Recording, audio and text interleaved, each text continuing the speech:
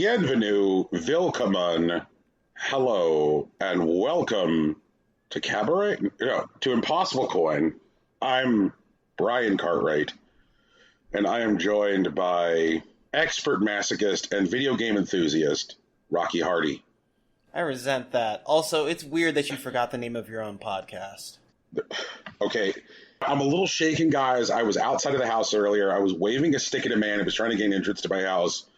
He was yelling something about John J. Turret. I don't know. Dude, you just have to move at this point. Also, is it weird that you're just not calling him by name anymore? Is that what's happening? I figure if you say his name, he shows up, and I'm just trying to not stack occurrences. But he was already there, and then you told it... Well, you know, it's fine, whatever. Okay, this isn't Candyman. That's true. He is not Candyman. He is Duckett Sequoia. We're not going to treat him like Call Voldemort. the cops. Just call the cops. Never call the cops, Tegan.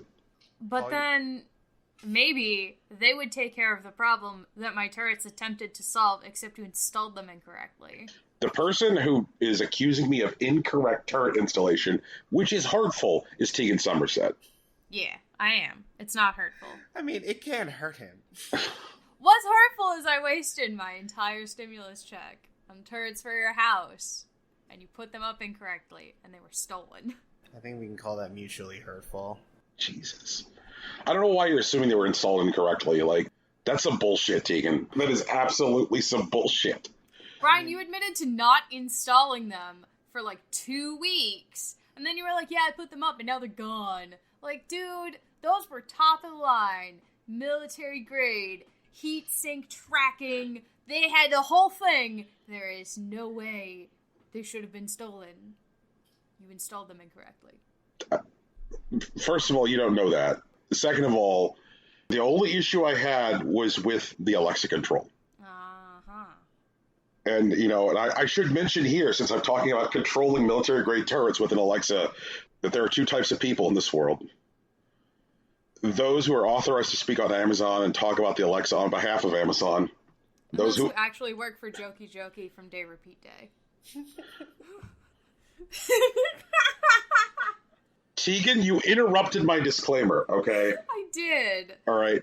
I do not speak for Amazon. My opinions are not theirs. There you go. You could not actually control military-grade turrets with an Alexa.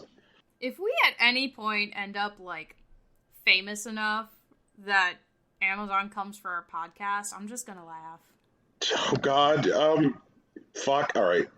Amazon is not going to come for our podcast. I know they're not going to come for our podcast.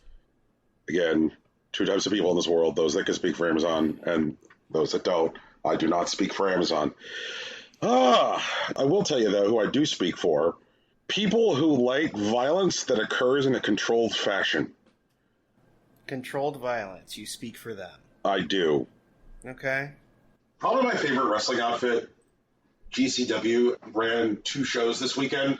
One in Houston on Friday, one in Dallas last night. And booked on these shows was a wrestler named Sadiqa Maiden. Going into the shows, there were some people who were like, I don't know, man, Sadiqa Maiden seems like a bad person.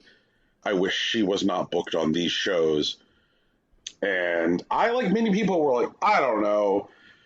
She just seems hardcore. I don't think she's shooting on anybody. How bad can this be? And then it was very bad.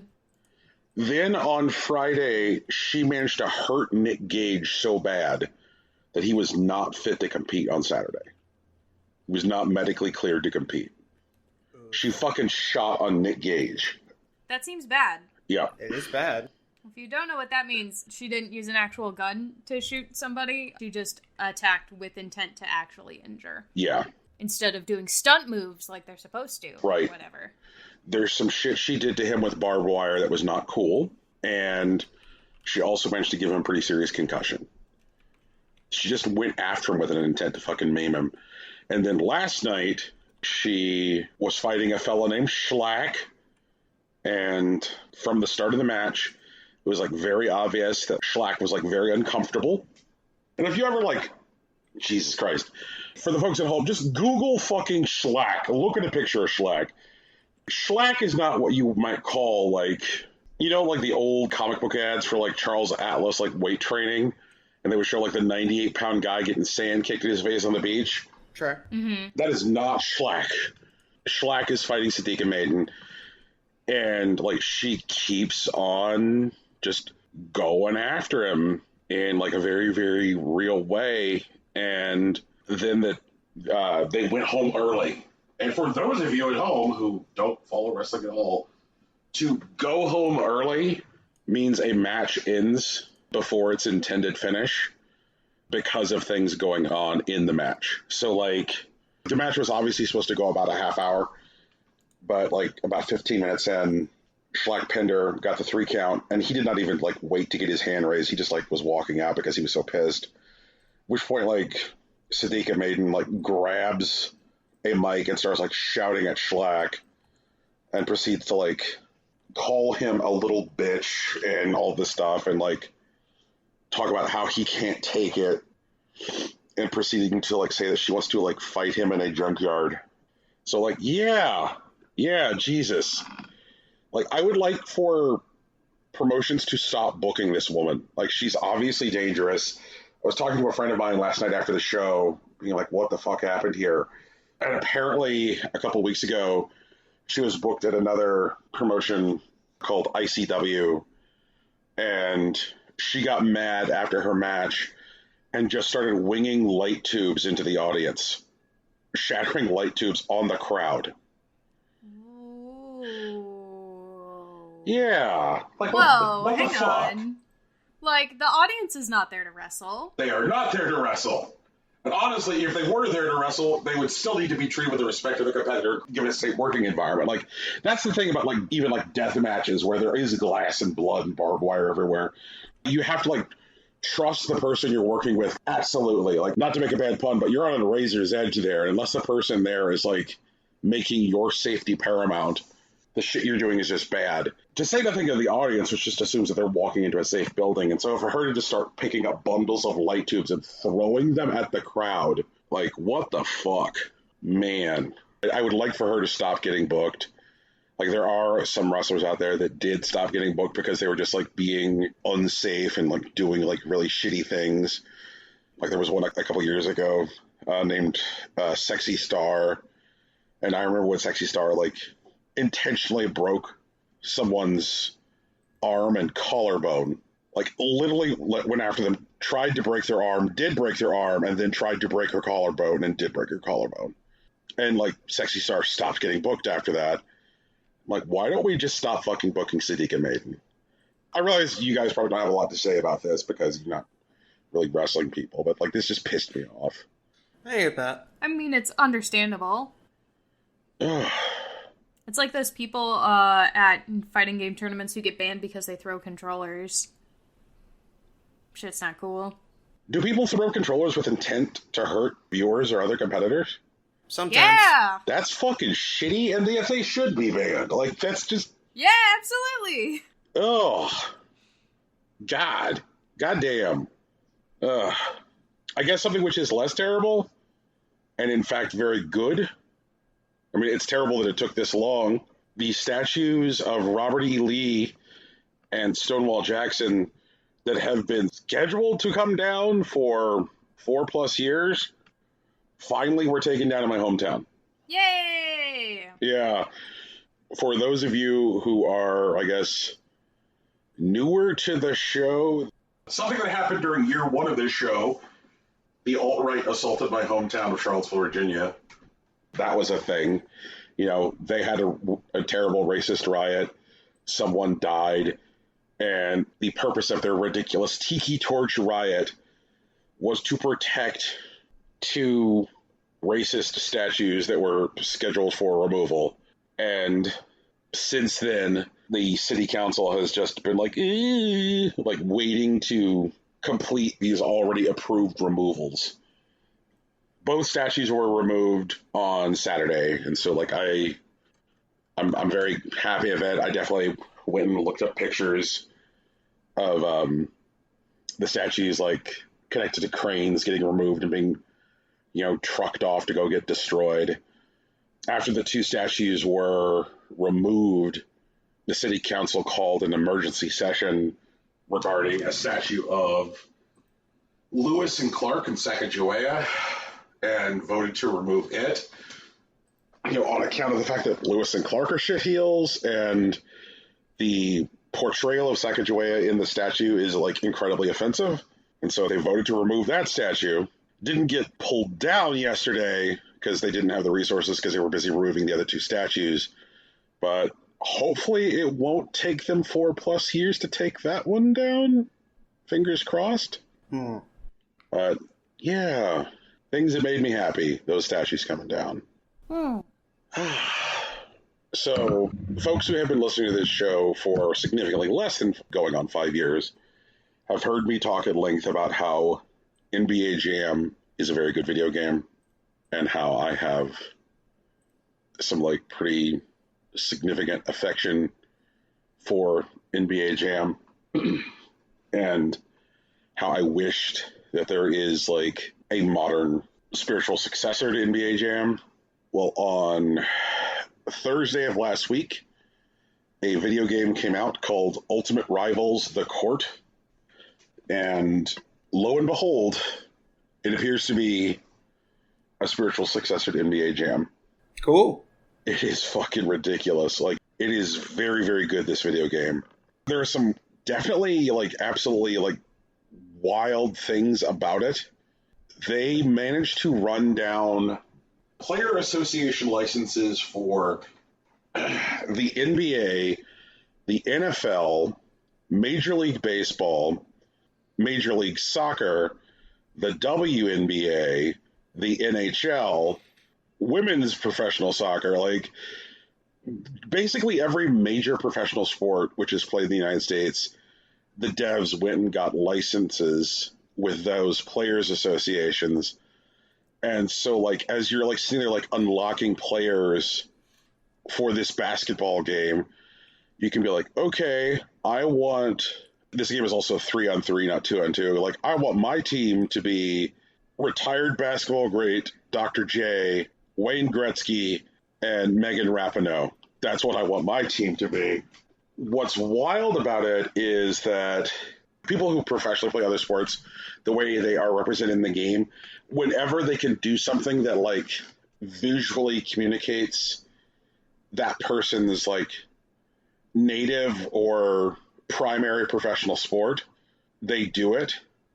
For example, when folks who play baseball in the game pass, they'll toss the basketball up in the air and then produce a bat from seemingly nowhere and then swing the bat at the basketball to pass it to another player. All right. Okay.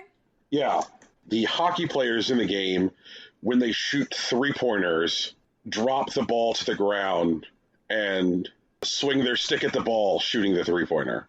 Soccer players kick balls for shots. It's absolutely bizarre to me that it is wild that they were able to do the business for all of these different players associations. And I went and I read some interviews with the devs, and they were specifically talking about the influence of NBA Jam and how, because of all of the secret players in NBA Jam, it always felt just the wildest experience as a player to be okay, I'm playing 2-on-2 basketball with Bill Clinton and Sub-Zero, that part of the appeal of NBA Jam was just the impossible combinations of people. We thought that the easiest way to climb that hill was to literally do the business for every major players association. Wait, you thought that was the easiest way to do this? I'm absolutely shocked that this game was able to do that. There's stuff about the way the game works, which is just straight up NBA Jam stuff. The more teams score in a row, the more shots you sink in a row, the greater multiplier gets applied to each successive shot. So sink a 2-pointer, it's a 2-pointer. Sink a 2-pointer again without the other team scoring, it's now a 4-pointer. Sink a 3-pointer, now that you've scored 2 times in a row, meaning that this is now your 3rd consecutive shot in a row, the 3-pointer you would have sunk is now worth 9 points. And so like there's this like wild multiplier that gets applied for maintaining control of the court. You definitely have like super meter. In addition to like having stamina, like every character has like a super meter. Every character also has like unique super moves. I have definitely like lit all of the paint on the entire court on fire, making the paint dangerous. I've also turned the court into ice using some of the hockey players, meaning that people who were not equipped to move on ice couldn't move because they, don't have skates. Right. But just like absolutely wild shit. It's super crazy. It's super arcadey. It's really, really easy. And I know this is one of those things which comes to like from the launch of like any multiplayer game. But like it's really easy to get into matches right now online. Player base seems good. And the AI is good. One thing I will say though is that like the AI on normal is good, the AI on hard is good, the AI on very hard is good. The AI on easy though is like terrible.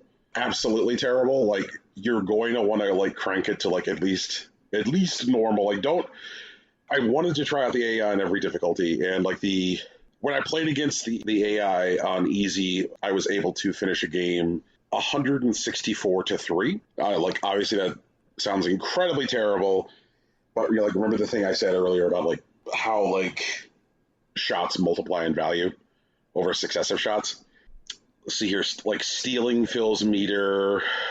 It has a good look too. Like the arenas also are like pretty wild in their design. Like there's an arena which is like the top of a building in like Times Square, but the whole thing is like made to look like an Art Deco print. So it's like Art Deco Times Square. Like the character models are good. Yeah, like very, very cool. Like I'm big in favor. It is currently available in Apple Arcade. So if you have that, get at it. I don't know if they're planning on a release out of other platforms. Like I would expect so, but it'll probably be a while. But if you have Apple Arcade, Ultimate Rivals The Court is a good time. I'm glad you're having fun with it. Yeah. I also managed to secure a console that I had been struggling to get thanks to the help of Mr. Rocky Hardy. Oh, yeah. Yes. I acquired a Xbox Series X, which had definitely been a struggle, but like Rocky sent me a message that was basically like, they're here, go. And so I went and I got it. The line to pick up consoles from the curbside delivery was definitely filled with people who were picking up more than one console. So here's to you, predatory reseller.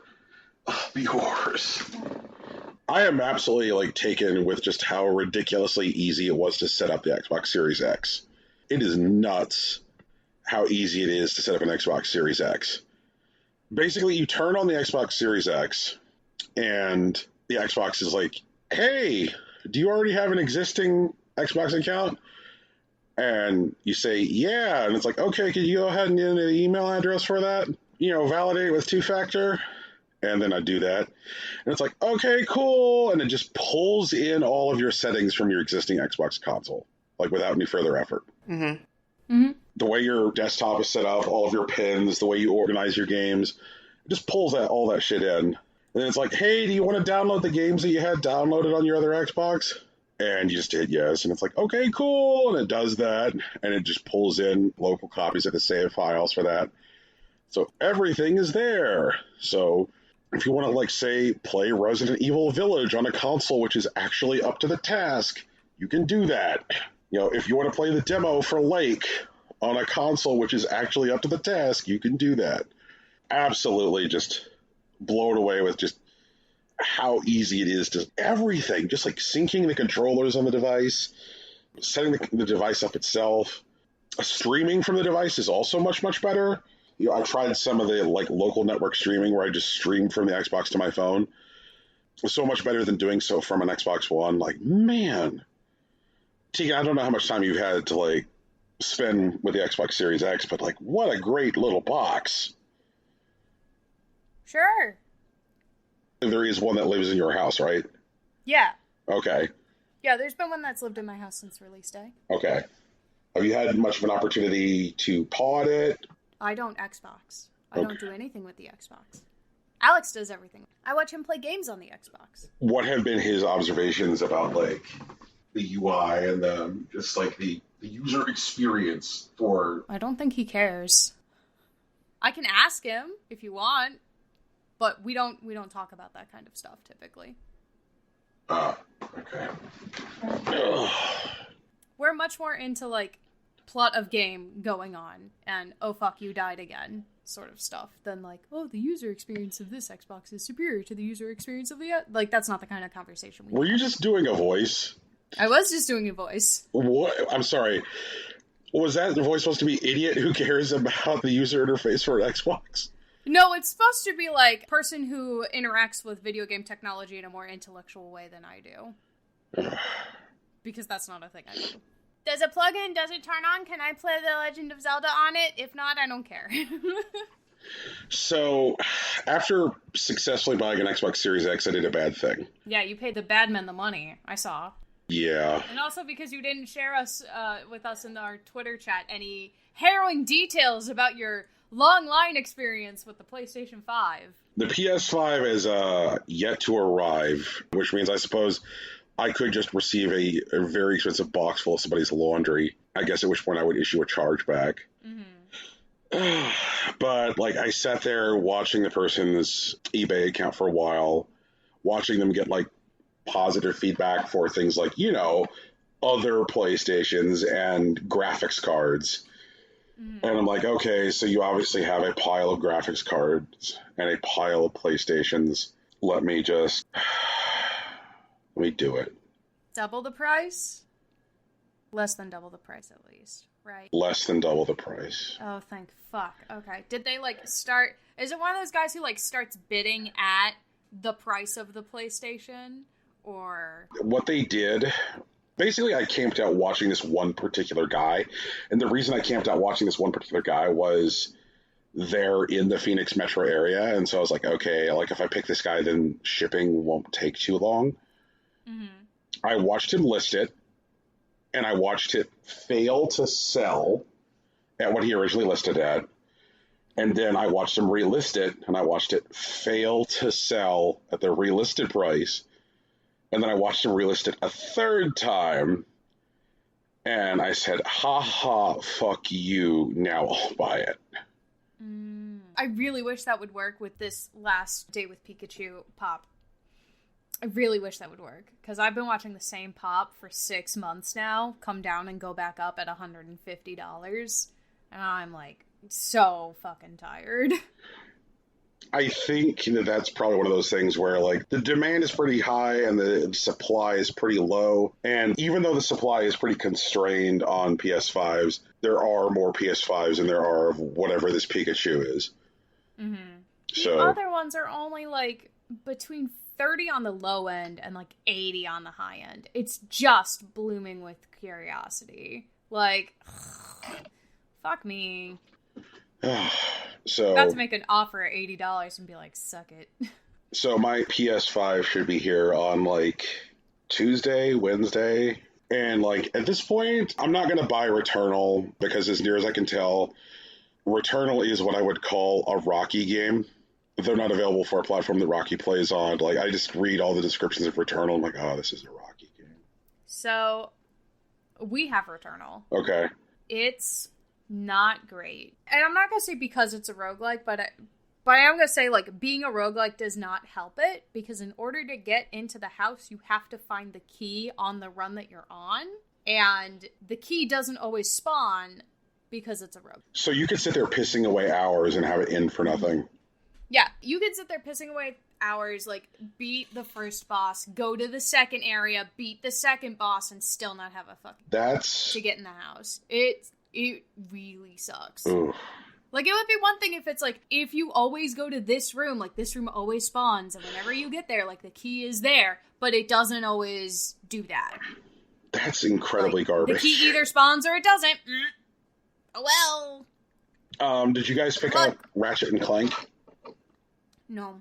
Like, that was the one I was thinking about maybe buying, but I was like, it's also just fucking Ratchet and Clank. And, like, I mean, it looks good, yeah. but we're more into, like, action-adventure stories than platformers, so...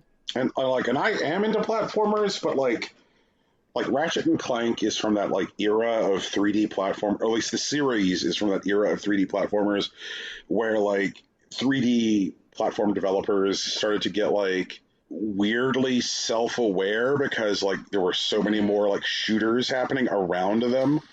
And they're just like, oh god, like, what if we give all of our characters, like, guns and stuff? Like, remember when, like, Jack and Daxter, they gave Jack, like, that stupid soul patch goatee, and all of a sudden it was like, Jack and Daxter, up your arsenal, and stuff like that. And just, no, I'm sorry, up your arsenal was a Ratchet and Clank title.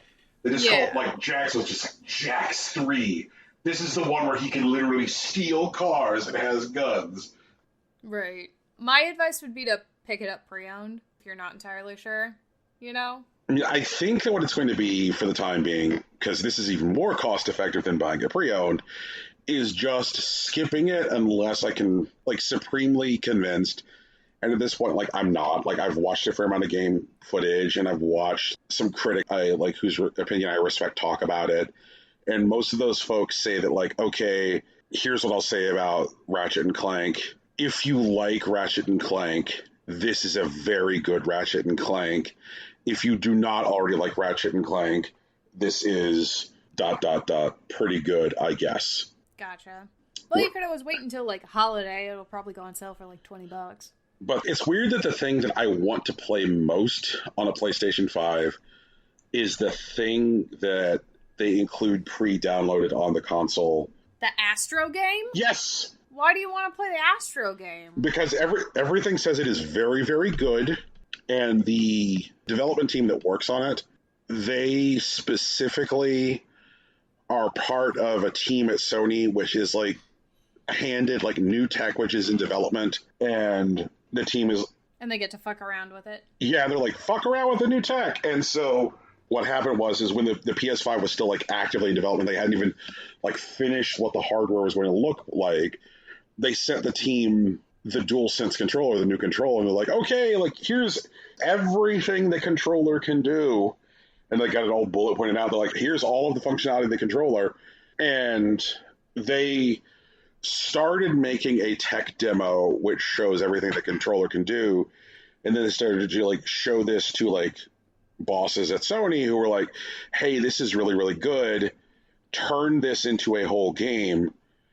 At which point, that team started reaching out to various different companies which have had, like, notable franchises release on the PlayStation over the years, and, like, explain that the game that they were going to do was going to be, like, this, like, loving tribute to the history of PlayStation.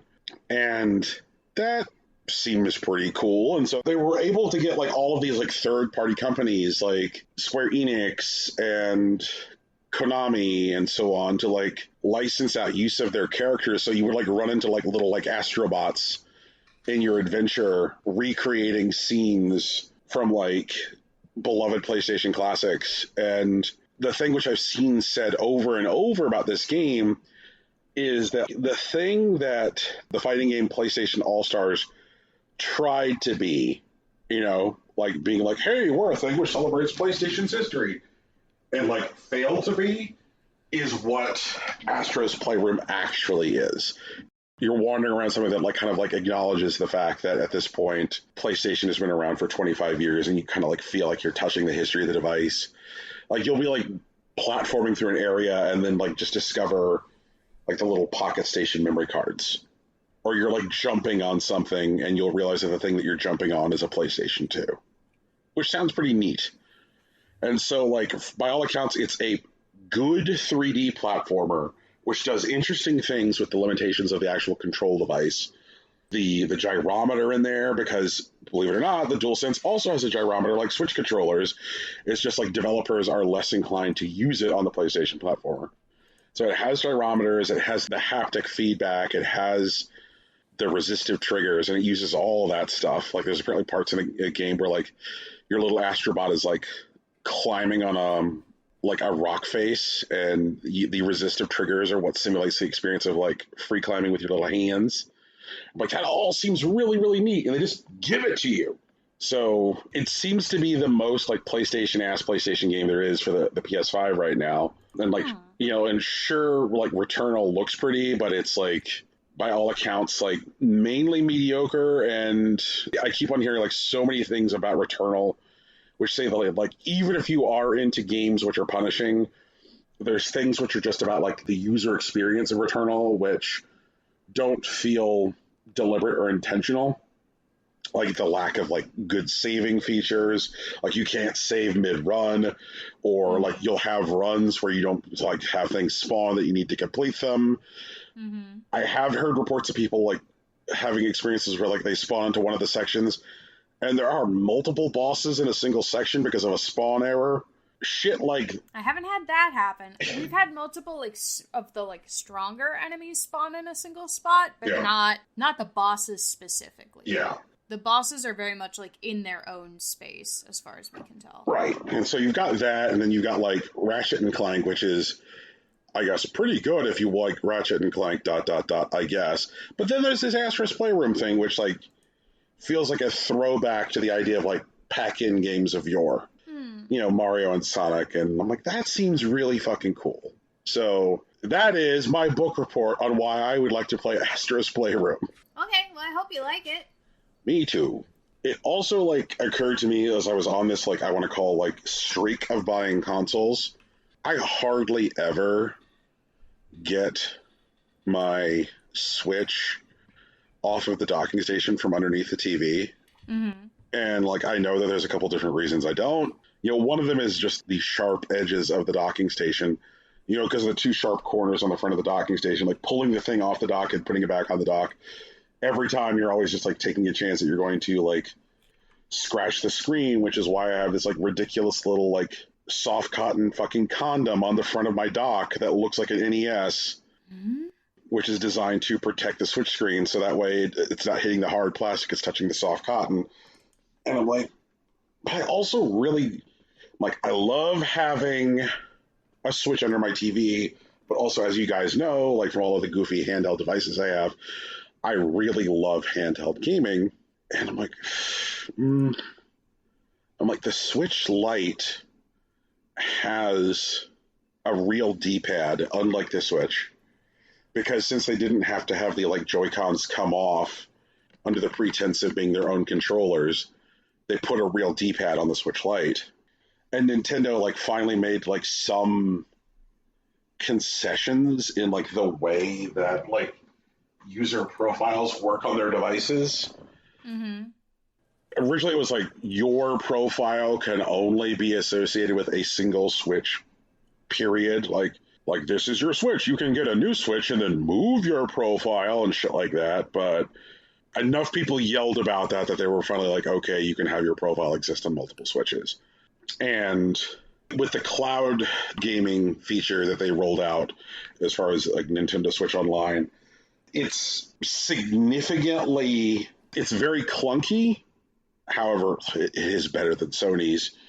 But you are now able to, like, with some effort, get your save files for games onto multiple Switches. And so I'm like, fuck it. Let me go get myself a Switch Lite. And I got a Switch Lite to keep in the bedroom. So that way my primary Switch can just live under the TV permanently. And threw the Switch Lite into the bedroom, downloaded some stuff onto it, pulled the copy of like the Super Nintendo Online Suite onto it, so that way I could like continue to like screw with some of my Super Nintendo save files, and pulled some like recent releases like Beast of Maravilla Island and stuff onto the new Switch, and then just double check to find out like, is the Switch Lite USB-C charging adapter any less finicky than the Switches itself? Come to find out it is. Like, there's all kinds of USB-C chargers that will just like straight up like brick your Switch. This is not so with the Switch Lite. This is one of those things where, like, because the Switch Lite's internals are a couple hardware revisions later, things that would, like, harm like a day one Switch that if you got it at launch, don't do so on the Switch Lite. So I just got myself, like, a USB-C charging cable, which is a little bit longer, so that way I can keep the Switch Lite in my bookcase, and started screwing around with that. Because I always thought that the form factor of the Switch itself was just a little big for my taste. And so, like, this smaller Switch with better triggers and a real D-pad has been a lot of fun. I've been playing around with some stuff on it. I got Persona 5 Strikers because I seem to like everything that Persona 5 has on offer, except for the fact that Persona 5 wants me to spend 200 hours on it. And so I'm like, why don't I screw around with these characters in a space that does Persona things, but does not demand 200 hours of me? Have either of you played Persona 5 Strikers? I haven't. Rocky? No. Okay. So, Persona 5 Strikers is mechanically a Musou game. It's like a Dynasty Warriors game where you're, like, blasting, zillions of dudes at a time. Mm-hmm. But in between, like, the battle sequences where you're killing 900 dudes at a time, like Hyrule Warriors or whatever, you are thrown into a map, and you are given times of day, and you're like, oh, well, I can go meet up with this person at this time, or develop this relationship at this time. Very much like a Persona game. So you are given the, like, time management and relationship management component of Persona, but the combat mechanics of Dynasty Warriors, which absolutely thus far has been putting the peanut butter into my chocolate. The game functions from a story perspective as a sequel to Persona 5, which makes me go like, fuck, I guess I have to go read up everything that happened in Persona 5. The game takes place about 6 months after Persona 5. And so, like, the Phantom Thieves are, like, reuniting to hang out on summer vacation, and things start to go down across Japan where they're like, I guess the Phantom Thieves have to, like, get back into invading mind palaces for the good of the world. Yada, yada, yada. So far, like, I absolutely love the aesthetic of it. I was a little bit worried because I had heard those things about, like, Hyrule Warriors Age of Calamity, about it just, like, chugging and performing badly on the Switch, and, like, overall being, like, a bad one of those, like, a bad Dynasty Warriors game. Fortunately, this is absolutely not the case with Persona 5 Strikers. Like, it doesn't strain at all under the weight of, like, having, like, 200 enemies on screen at a time. The map layout for, like, the combat sections is, like, very important, because the most important thing with, like, a Dynasty Warriors game is not necessarily killing any one enemy. It's always, like, making sure you're in the right place at the right time to accomplish the objectives for the map. And the map layouts are conducive to that being challenging. So, like, that's good. So, like, overall pretty cool. Like, I'm digging it. It makes me wish there was a way to enjoy Persona 5 that didn't take 200 hours, because I like all of these characters. What if I told you there was a Persona 5 anime? Which will not take me 200 hours to consume? No.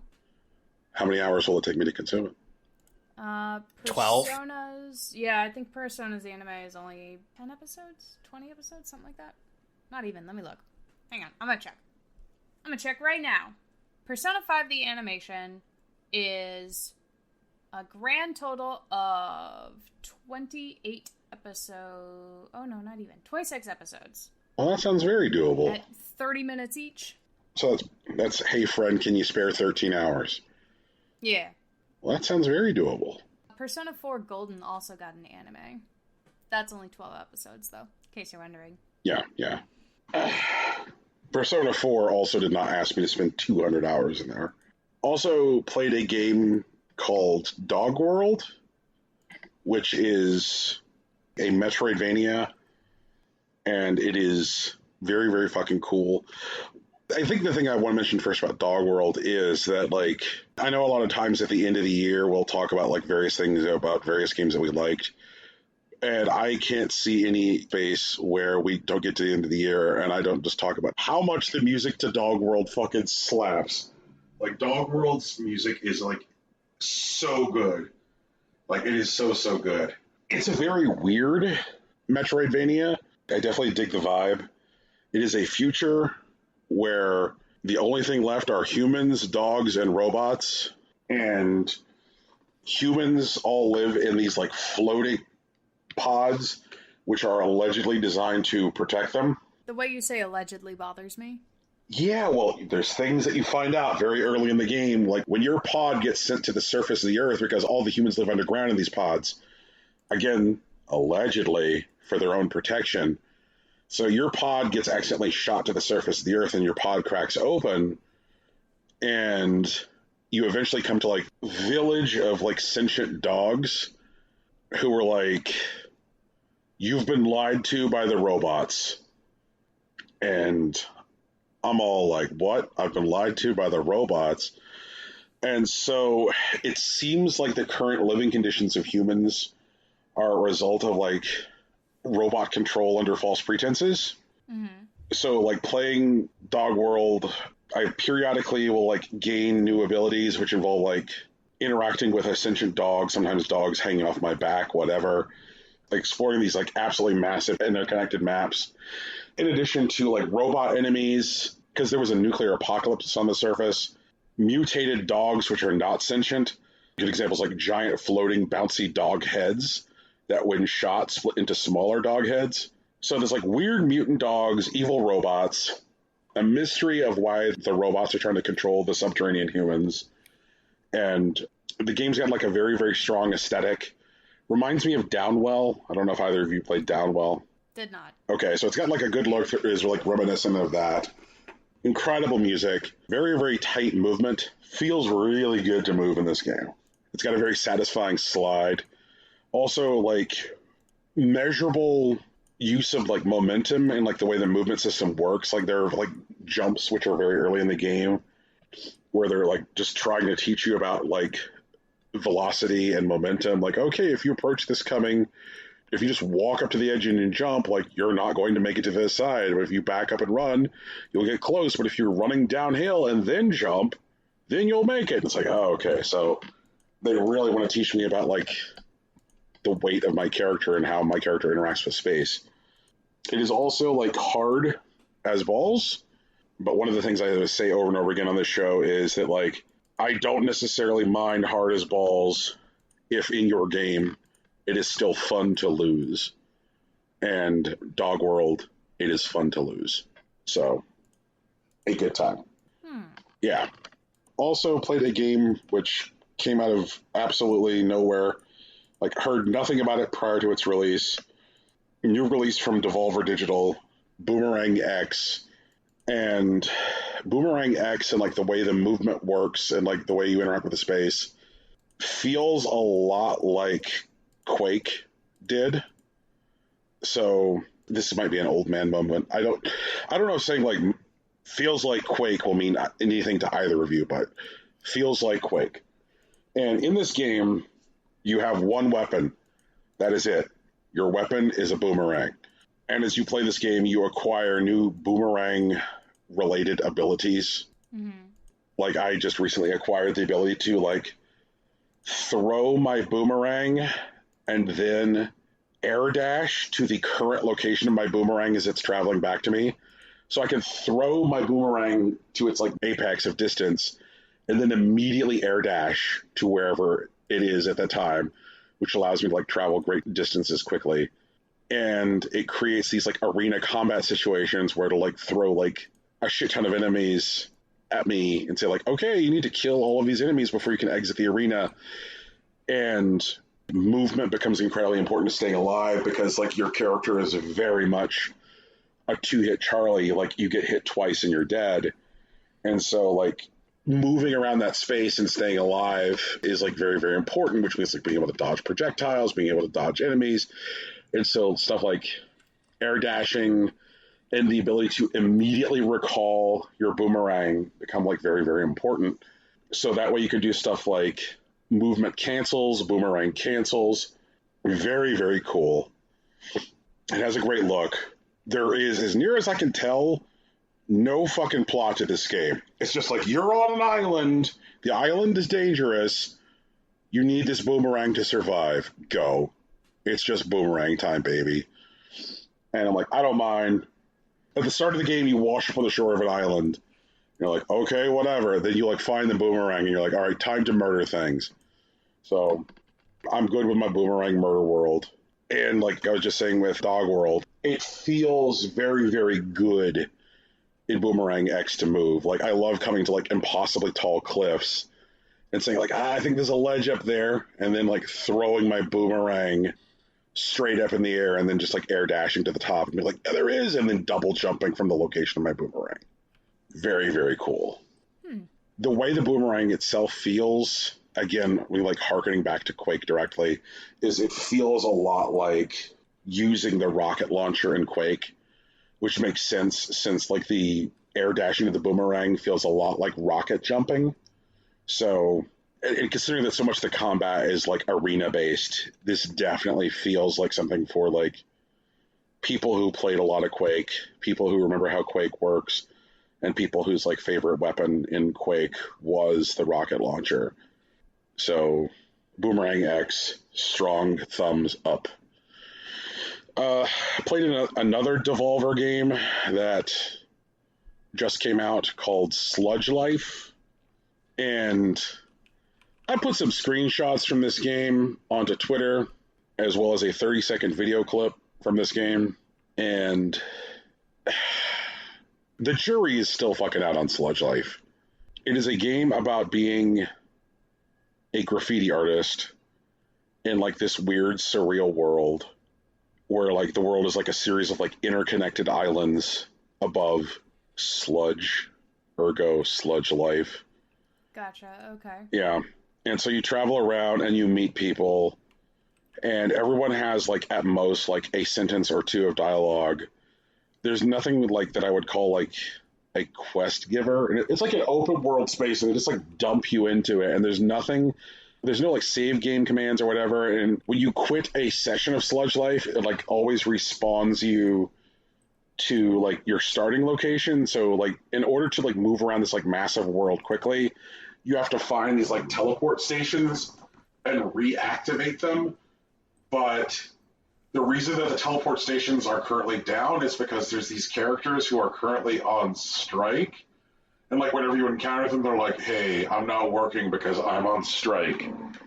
Or like, yeah, I would do this, but I'm currently on strike. Or I don't get paid enough, so I'm on strike. And like, they never give you any more detail on it, so it just feels weird. And then occasionally you'll run across these other things in the game where like you just get like minimal interaction. Like in the game, like you eat banana slugs, but the game's yet to offer me an explanation as to why I eat banana slugs. They're just like, you eat banana slugs.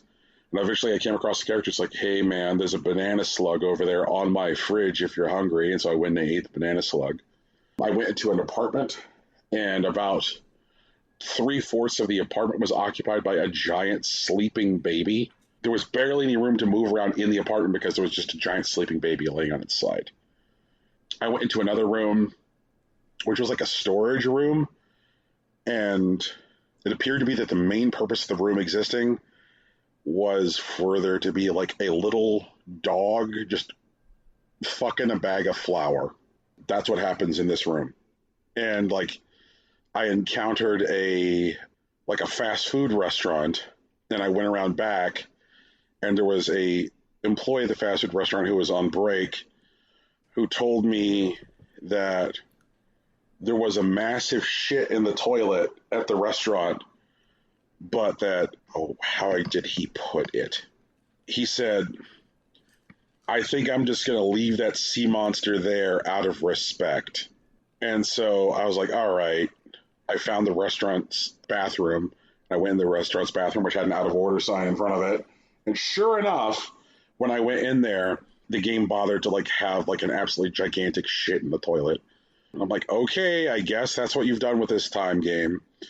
And there's been some like interesting traversal from like rooftops to rooftops, but like overall, like the movement feels mostly slow, and it is possible to get like high enough up in the sludge world that when you fall, you take fall damage.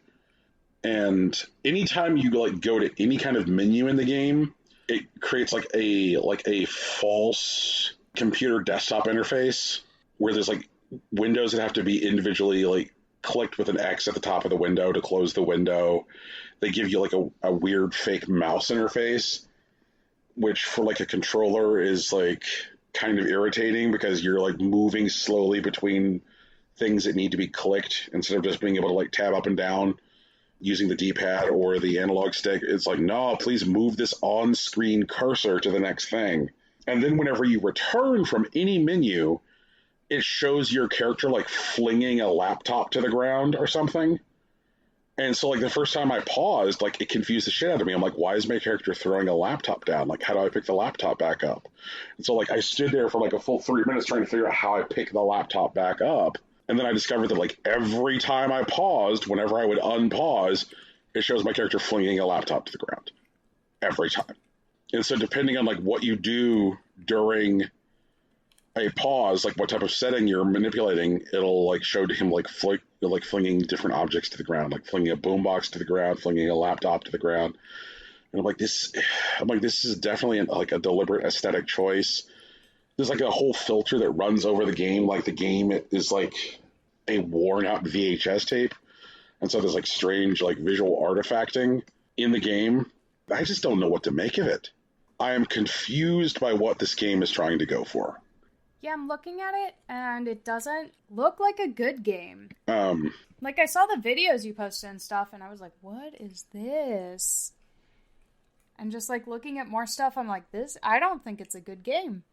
I just don't think it's a good game. I don't know. Like, I think that I'm relatively receptive to weird experiences as a player. I think that if a game tells me it's going to do strange stuff, that I don't, like, throw it out. But, like, I guess I just can't figure out why it's doing the things it's doing. Mm-hmm. You know, like, I'm going to keep poking at it, but I think it's too focused on being cool than it is on connecting to its audience. Could also be that, like, we're not the audience it wants to connect to. Yeah, I guess there's that, too. That's entirely possible. I suppose there's somebody who might be playing Sludge Life and be like, I immediately understand Sludge Life and I get it. Like, you just suck, sir. I guess that is certainly a possibility. Continuing to play Chicory: A Colorful Tale. I really, really hope you guys play Chicory. I watched one of my friends do a playthrough of Chicory. I'm not going to play it myself. It was alright. It was fun to watch. I don't feel like I need to play it, though. You know? Sure. But I'm glad you're liking it. How far are you? I just dealt with the third boss. Ah, okay. Yeah. Alright. Gosh, like, I feel like this game, like, absolutely perfectly communicates the sensation of, like, imposter syndrome. That feeling of, I'm not good enough and I'm about to be found out.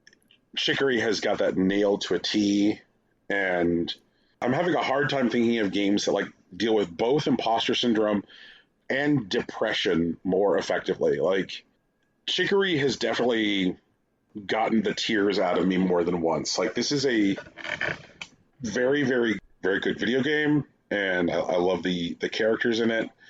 I still continue to love Pizza's parents. I did bother to, like, find out what the canonical name is for the main character.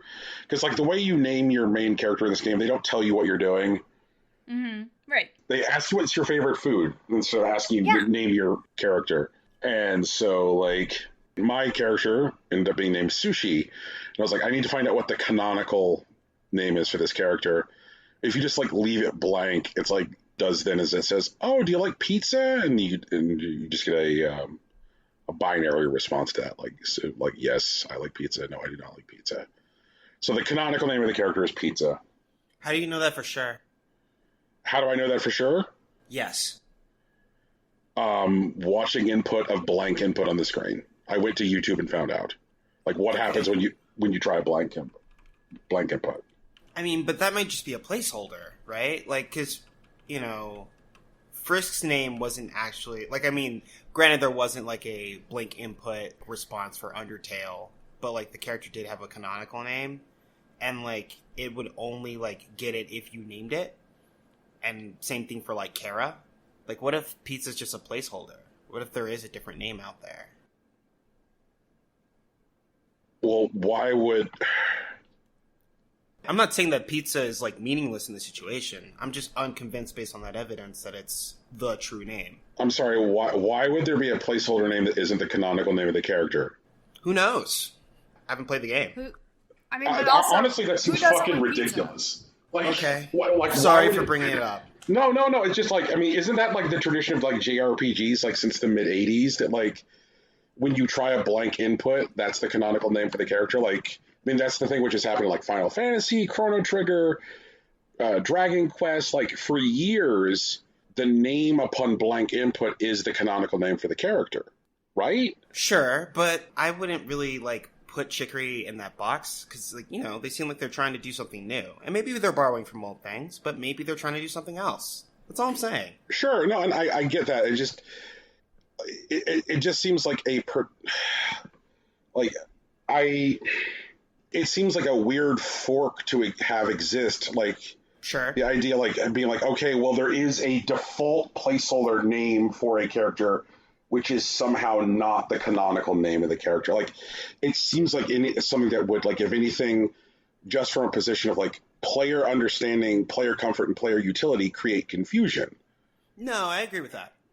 You know, it'd be like if you hit the default name in Chrono, and it's like, okay, well, it says Todd, but don't worry, like, Todd isn't his name. I agree that back then, when genre savvy wasn't a thing that mattered, let alone existed, that doing that would have been intentionally confusing.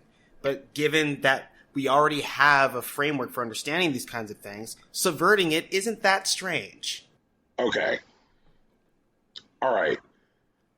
That makes sense. The idea that subverting those kind of like expectations, but that particular kind of like intentional mechanical subversion, a thing which is like I would call like something which like Undertale does, like say Doki Doki Literature Club does, where they're like, okay, like we're going to like poke at the way these games are actually constructed. Granted, it's entirely possible that before this game is done, Chicory may do that. It may say like, haha, like we're going to poke at the way this game is built. Mm-hmm. But like thus far, I've not seen the game like poke at the way the game is built. Sure. Does that make sense? It does. Okay, cool. All right. If it seems like I came hard, Rocky, I'm very sorry. It's fine, I'll live. Okay. So, Chicory is good. I endorse Chicory. Seems like Tegan has seen enough of Chicory. I will continue to make the case for Chicory to Rocky. I already said I'd play it. Then I guess I am done making the case for Chicory. I will stop filibustering for Chicory. All right. You can, however, continue talking about your experience with it. Yeah, that's fine. Yeah. Also played a game called Viola, the Heroine's Melody, which combines 3 genres pretty effectively. Viola, the Heroine's Melody is a platformer JRPG rhythm game. Ugh, alright. So in this game, you are Viola. Yes, Viola is her canonical name. And you are practicing on your violin, which your mother gave you, and your mother has since passed away. But, like, you are not very good on your violin. You get frustrated, and you toss down your violin, and then a portal opens to another world, and you get sucked through the portal, and you're, like, in these caves, and, like, very quickly you encounter, like, a dog man, and dog man is like, what's up? I'll help you get out of these caves. And you're like, pout, pout, pout, pout, pout. I guess I'll follow you, dog man. And so you're like platforming through the caves, and then you encounter your first enemies, which are slimes, which throws you into like JRPG style combat, where you're like picking what to do in combat via menus, etc. And things like priority in combat, like who goes first and stuff, gets determined from the platforming section. Like, if you attempt to jump onto an enemy's head, a la method of traditional platforming defeat, then you can get like a round advantage in combat. Oh, you jumped on the enemy's head in the platforming section. Now you're going to get 2 consecutive actions.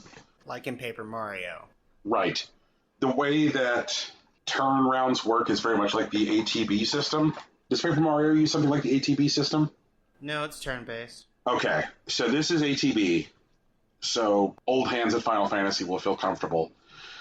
they start to like layer on complexity pretty quickly with the stuff that you have to manage in these menus, and also like your party size grows, and so there's lots of like managing who does what, and then you start to encounter both puzzles and enemies in the game that require management of rhythm action, where you're like, okay, we've encountered this door, and the way this door is opened is that Viola has to play her violin, which point the game will like break into like rhythm sections, or like, okay, here's a puzzle, trying to determine what the solution is by playing your violin.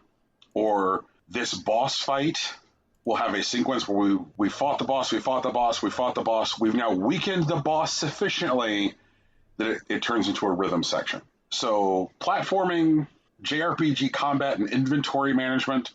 There's lots of like, okay, I'll make my character wear this because of the buffs and all that kind of stuff, which happens in between rounds. And then rhythm things. It's a charming world. Like, I'm not the biggest fan of the pixel art. Like, I think the pixel art is like okay plus, but it's doing enough both in its storytelling and mechanically that the art being okay plus is fine with me. All right. And I guess that is what I brought to show and tell this week. Tegan, what do you got? Nothing. I rescind everything. I'm not playing anything. I've never played anything. I don't know anything about video games. Fuck off, Tegan. There's 5 fucking bullet points here.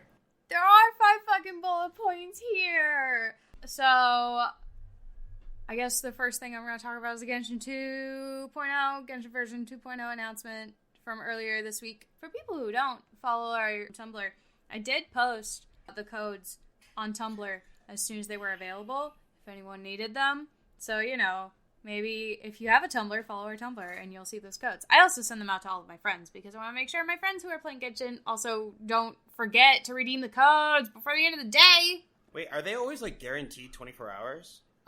They're about 24 hours. Okay. I think we lose like 2 hours on it. All right, no, that's fine. Yeah, 300 Primo Gems right there, you know, whatever. Fine. Doesn't matter. They did the big Inazuma reveal. That's what's coming in 2.0. They told us which characters are going to be, like, for the first 2 banners in Inazuma. They gave us sort of, like, a general overview of, like, the plot sort of deal. The other Genshin Impact streams, the way that they did it was they have voice actors come on, and they have them, like, basically be, like, little mini 2D VTubers or PNG tubers. And they talk about, like, here's all the stuff that's coming in this patch event. But this time, they had the designers on, and they built these sets that looked like Inazuma.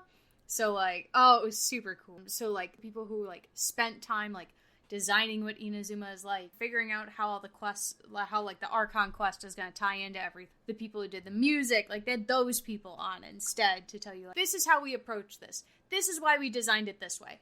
This is sort of what sort of feelings we're trying to invoke in this area, sort of stuff, which was very, very cool. Even though a lot of people complain that it was very boring, you're wrong. And that's fine. Like, you're allowed to be wrong sometime. I would expect the same, whatever the next area is. Is it the Hydra area? The next area might be the Hydra area. But the next area after Inazuma, they're gonna do the same thing again. So, prep yourself now. In 10 more fucking live streams, they're gonna bring the designers back and tell us all about the new area they're releasing, so chill.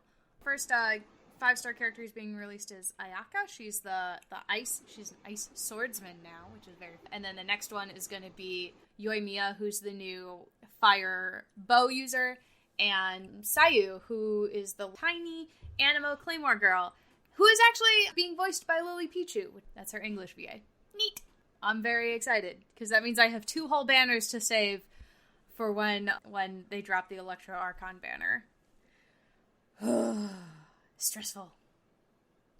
Very stressful. But yeah, the summer event is almost done. I streamed Kazuha's story. Still haven't got Kazuha. It's fine. But yeah, next week? No, the 21st, it'll be out, which is a Wednesday. Basically, like, the way it worked last time was they started maintenance on the 20th, like, at 11 o'clock at night, my time. And so, it was available at, like, 1 in the morning. So, Jeez. That'll be fun. Yeah, it'll be a Wednesday. I'm not gonna stay up for it. I'm not gonna like ask for work off or anything. But I do want to get in there, and I can't wait. It's gonna be so cool.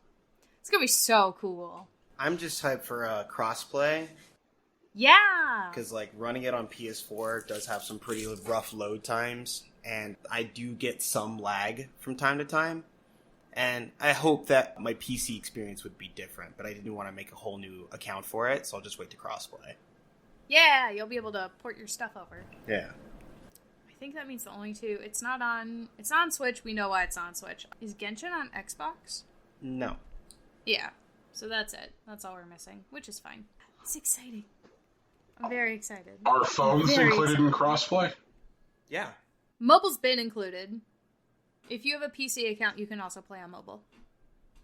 You've been able to do that. Did you not know that? Brian, have you not been playing Genshin because you didn't know you could play it on your phone? No, it is on my phone. That is the place where it is. I see. Yes, you can play it on your computer. You just have to log into the same account. Cool. Yeah! You should log in. I should log in. You should log in. The codes won't work anymore, unfortunately. They expired already. But there are so many Primo Gems you'll be able to get, though, because you'll have all those chests to find. Oh, and all the regular quest lines to do. Because I don't think you've done anything in Liyue yet, have you? I'm sorry, what's that? Liyue is China. Totally Not China. Have you been to Totally Not China I have yet? not been to Totally Not China. Okay, there you go. Well, we're about to go to Totally Not Japan, so if you need help with anything in Totally Not China, Rocky and I can help. I was watching Tegan play this video game the other day, and there was a thing that she was doing where it looked like there was some kind of like Nightmare Hell pitching machine. Oh, yeah. That was a limited event. Okay. That's over already. Okay. That's over. And you were just fighting the Nightmare Hell pitching machine, and I was like, what in the world?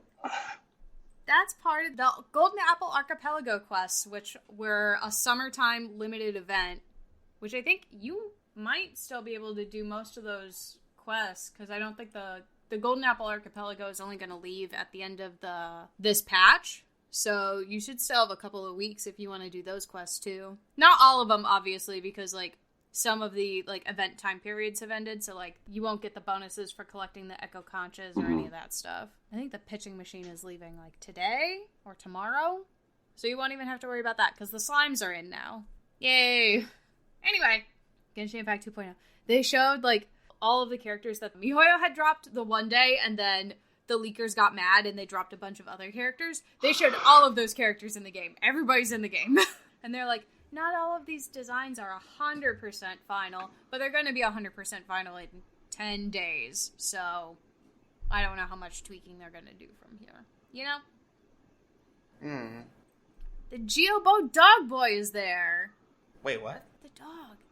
The Shiba Inu boy. Oh. He's got little ears and a tail. He's a Geobo user. Okay. He's in the trailer for Inazuma. And the new 5-star water catalyst user, who is, like, designed after, like, the moon spirits. She's in there, too. Oh, she's so pretty. She's apparently their military strategist. I love her already. Alright. I need her. You know what I'm afraid is going to happen? Is it's going to be, like, Ball's banner and then her banner right after it, and I'm just going to be suffering. Right? Sounds about right for Tegan. Oh well. But yeah, that's the most exciting thing I've done. Yay! Other than that, I've been playing this... So you know how sometimes you see enough advertisements for a mobile game that just make it look absolutely ridiculous, and so you decide to pick it up anyway? Right. Yeah, so Project Makeover. Yeah, sure. Project Makeover, whenever it was advertised, like, to me, specifically, I don't know if this is how it's advertised to everybody, but to me, specifically, they were like, oh, help her get ready for her date, and she's, like, stinky and shit, and, like, has all this, like, has, like, pimples all over. Oh, wait, and, this like, is the stinky game? pajamas. Yeah, it's that game. That's not how the game goes at all. This game is, like HGTV instead. These people have something shitty happen to them, and you come in with a stylist and a home renovator and a hair stylist as well. Like a clothing stylist and a hairstylist. And you play match 3 puzzles all day to earn coins, and then you use those coins to make over these people and like fix up their stuff. So the level I'm on now, let me see. I'm on episode 10 and I'm on game level 530. That tells you how much I've been playing this game for like a month now. Anyway, now I'm talking about it. So on the level that I'm on right now, I am helping this very nice woman. Her name's Patty. She runs a bakery. Her bakery caught fire recently and is burnt down. And it was like her parents' bakery. She's very upset about it. And so I've come in and I'm redoing her bakery. I'm rebuilding her whole bakery. I'm giving her a makeover and I'm redoing her her wardrobe. The one before this was a school teacher named Melody who wants to be a rock star. So I did that. There was an artist named Vinny who was working out of an abandoned warehouse that had toxic chemicals in it. Fixed that up, made it look all nice. A girl named Sandra who moved to the beach, like in a beach house, and then a hurricane came through, destroyed her entire house. Fixed that up too. And they don't give you any options to do to fuck up, basically. You spend the coins to update the thing. They give you 3 choices of what piece you want to go in. And so you mix and match between those 3 choices for everything. Wallpaper, roofing, flooring, countertops, display pieces, art on the walls, all the furniture. Same with the outfits. You get to mix and match a little bit. Sometimes you can earn extra accessories, which you don't have to earn coins to unlock them, to put them on the person. You can just put them on the person. So sometimes you can sneak a houseplant in somewhere or something, It's neat. It's neat. It's kind. It's a kind game. And then every time you spend enough coins that you earn in game, and you can't buy these coins, you have to beat the levels to earn them, it unlocks these mini side episodes called drama that you can watch. And there's a bunch of them. And sometimes they're silly. It's behind the scenes drama kind of stuff that would happen on these shows but doesn't happen on these shows. The last drama episode, one of the characters got a bad fortune in their fortune cookie, and the other character is superstitious of bad Chinese fortune cookie fortunes. He's you can't come to the show today, everything's gonna get ruined. And she's absolutely it's not, that's dumb. And then she goes to the show and everything is ruined. The person that they're supposed to be doing the makeover for cancels, and then all of the video cameras stop working for some reason, and for some reason a bucket of paint got spilled in the wardrobe area, so there's paint all over all the clothes they just got, all this stuff. And she's just wow, I should have gone home. And he's and he comes back and he's no, it's not that. And she's you know what, you're right. And she leaves and he goes, yeah, it was definitely still her fault. Alright. It's so weird. And you're doing this entire show, Project Makeover, to get back at your old boss, whose name is Greta Von D, who is definitely supposed to be the Meryl Streep's character from The Devil Wears Prada, but if she was an actual horrible person. She's been embezzling money from the show. She thinks she's better than everyone else. She talks down to all the guests on the show, the whole thing. And I don't know, it's funny. She's dumb. It's fine. One of the girls is dating a supermodel and he refuses to wear a shirt because why should he? Have you seen him? It's so goofy. It's goofy. It's fun. I don't know. It's something to do when I'm sitting in a meeting for an hour that I don't have to speak in, And it's fun doing the little interior design stuff. I like it. It's all the joys of Love Nikki without any of the money. Oh yeah, how is Love Nikki doing? Oh, Rocky, I included a link. Oh, Love Nikki's getting a sequel game. I guess they finished the story in the first one. And now there's a new game coming out called Shining Nikki, where everyone is a beautiful 3D model now. They're gorgeous. They're so nice. They're so pretty. They put the music on Spotify. Nikki is a single? What? Wait a minute. Hang on. What is this? hang on. Show me the single. It's called Infinity Girl? What is this? I mean, ever since Wendy dropped that mixtape, like, I'm numb to, like, weird music dropping off Spotify at this point.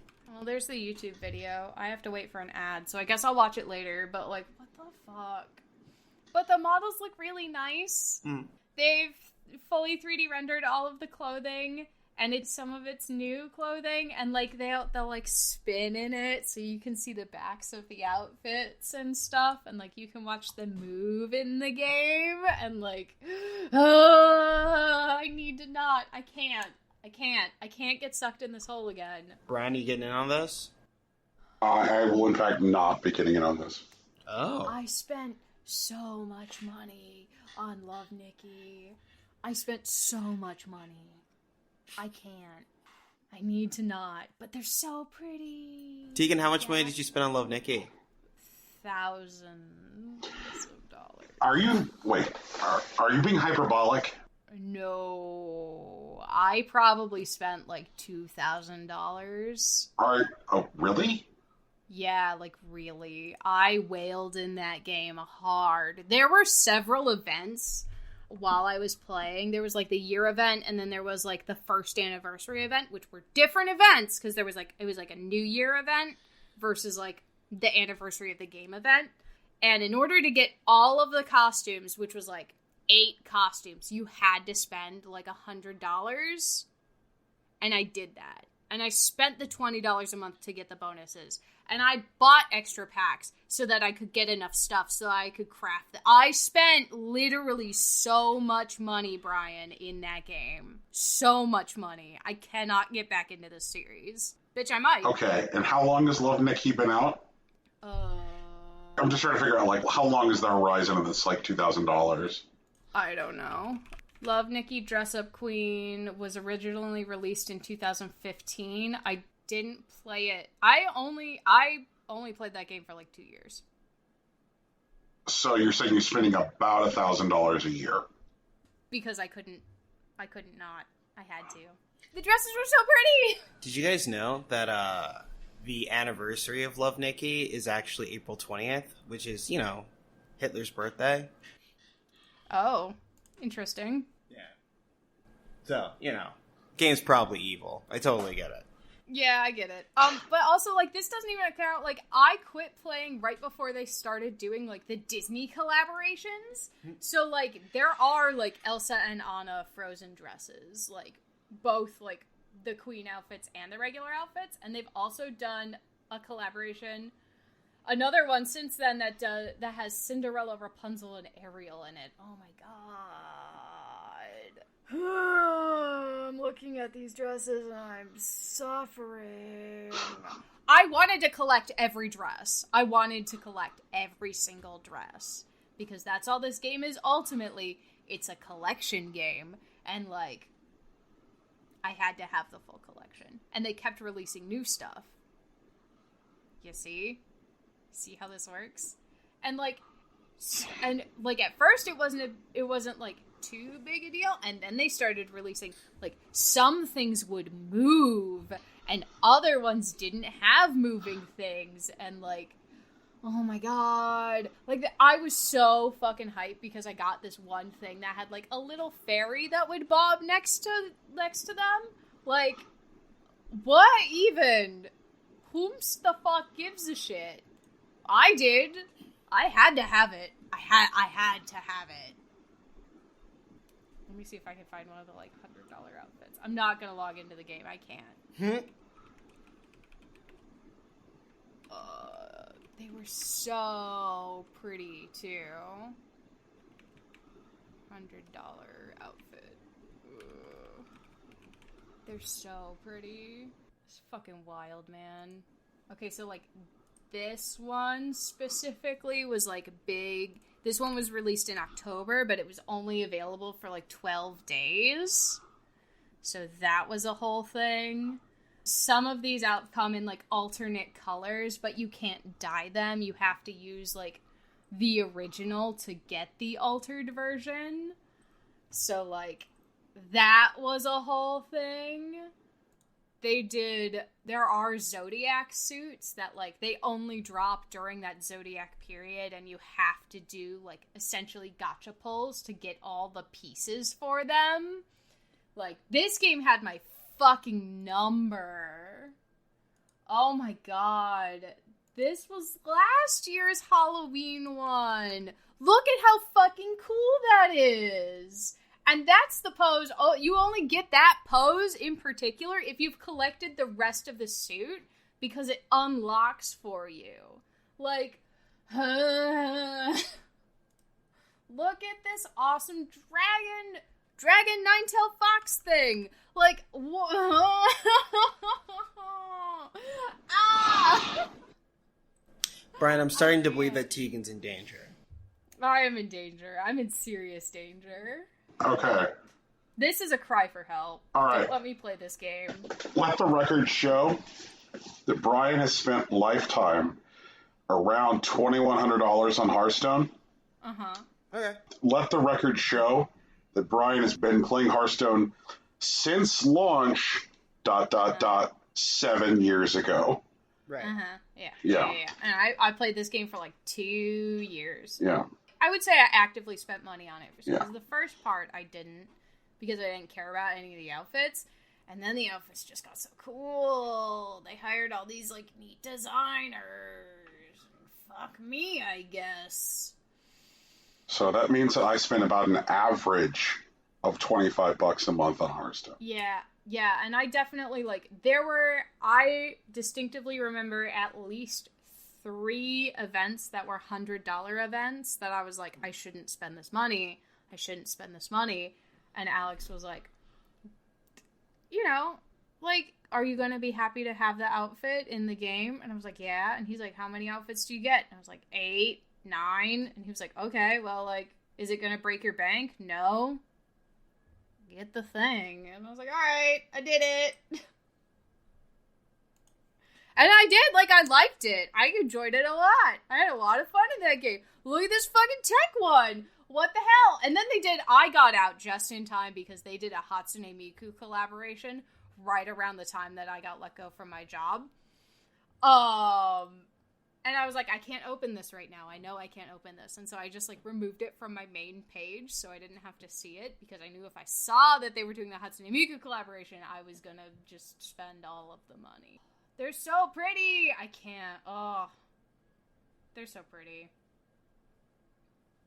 One of the like cosplay manufacturer companies I follow on Instagram has started making the Love Nikki outfits as cosplays. That's a move. Yeah. I mean, it's working. They look great. The first one that had, like, angel wings, I was dying. I was like, I'm never going to be able to get angel wings again. And then they released, like, 4 other costumes later that year that had angel wings on them. But it was fine. They're gorgeous. It doesn't matter. And, like, the different outfits, like, the different stuff gives you a different amount of points. So, like, obviously, if you have the best stuff, you'll get the best score. Duh. Ugh. I hate this game.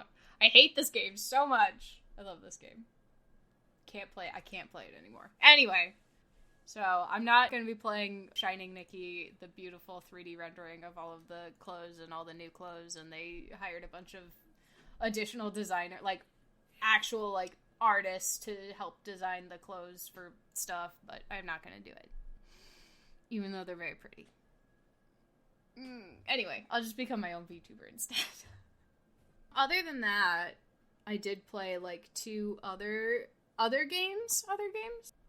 The first one I just picked up yesterday, because it was Alex's Saturday to work. It's called Legend of Homebody, and I got it on Steam. It had a demo I could try, and I was like, alright, I'll try the demo. Can't be that bad. And I played the demo for 4 hours while Alex was at work, so I was like, okay, I guess I like the game. May as well buy it for $4. You know, I've definitely got more than $4 worth of content out of the demo itself. So, you know how it is sometimes, right? Mm-hmm. So far, I only played 2 hours, according to Steam, yesterday, of, like, the actual proper game. Uh-huh.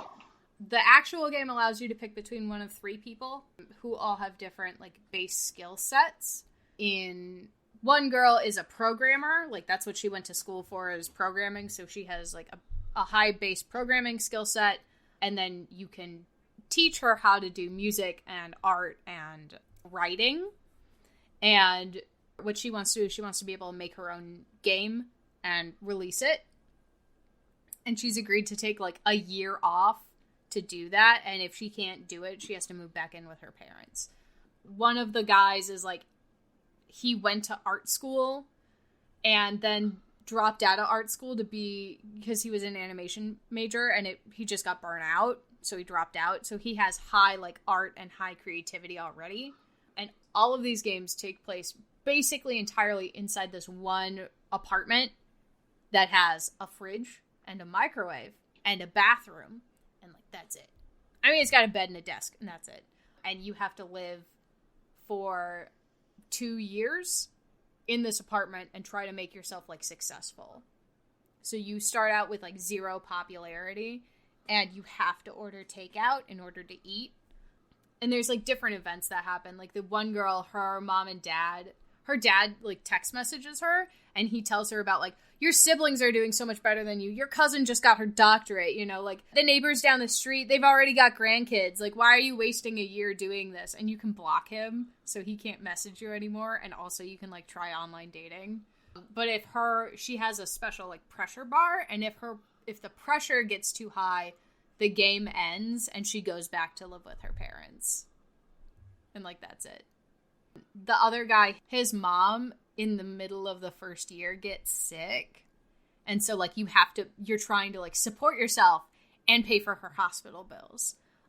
And then the last guy that you can choose, he has a weak, what they call a weak constitution already. So he's more likely to get sick. So you'll have to spend the money on your own hospital bills. And, like, you just try to get famous online doing stuff. So the guy that you get to play as in the demo is the one that has, like, he was the animation major.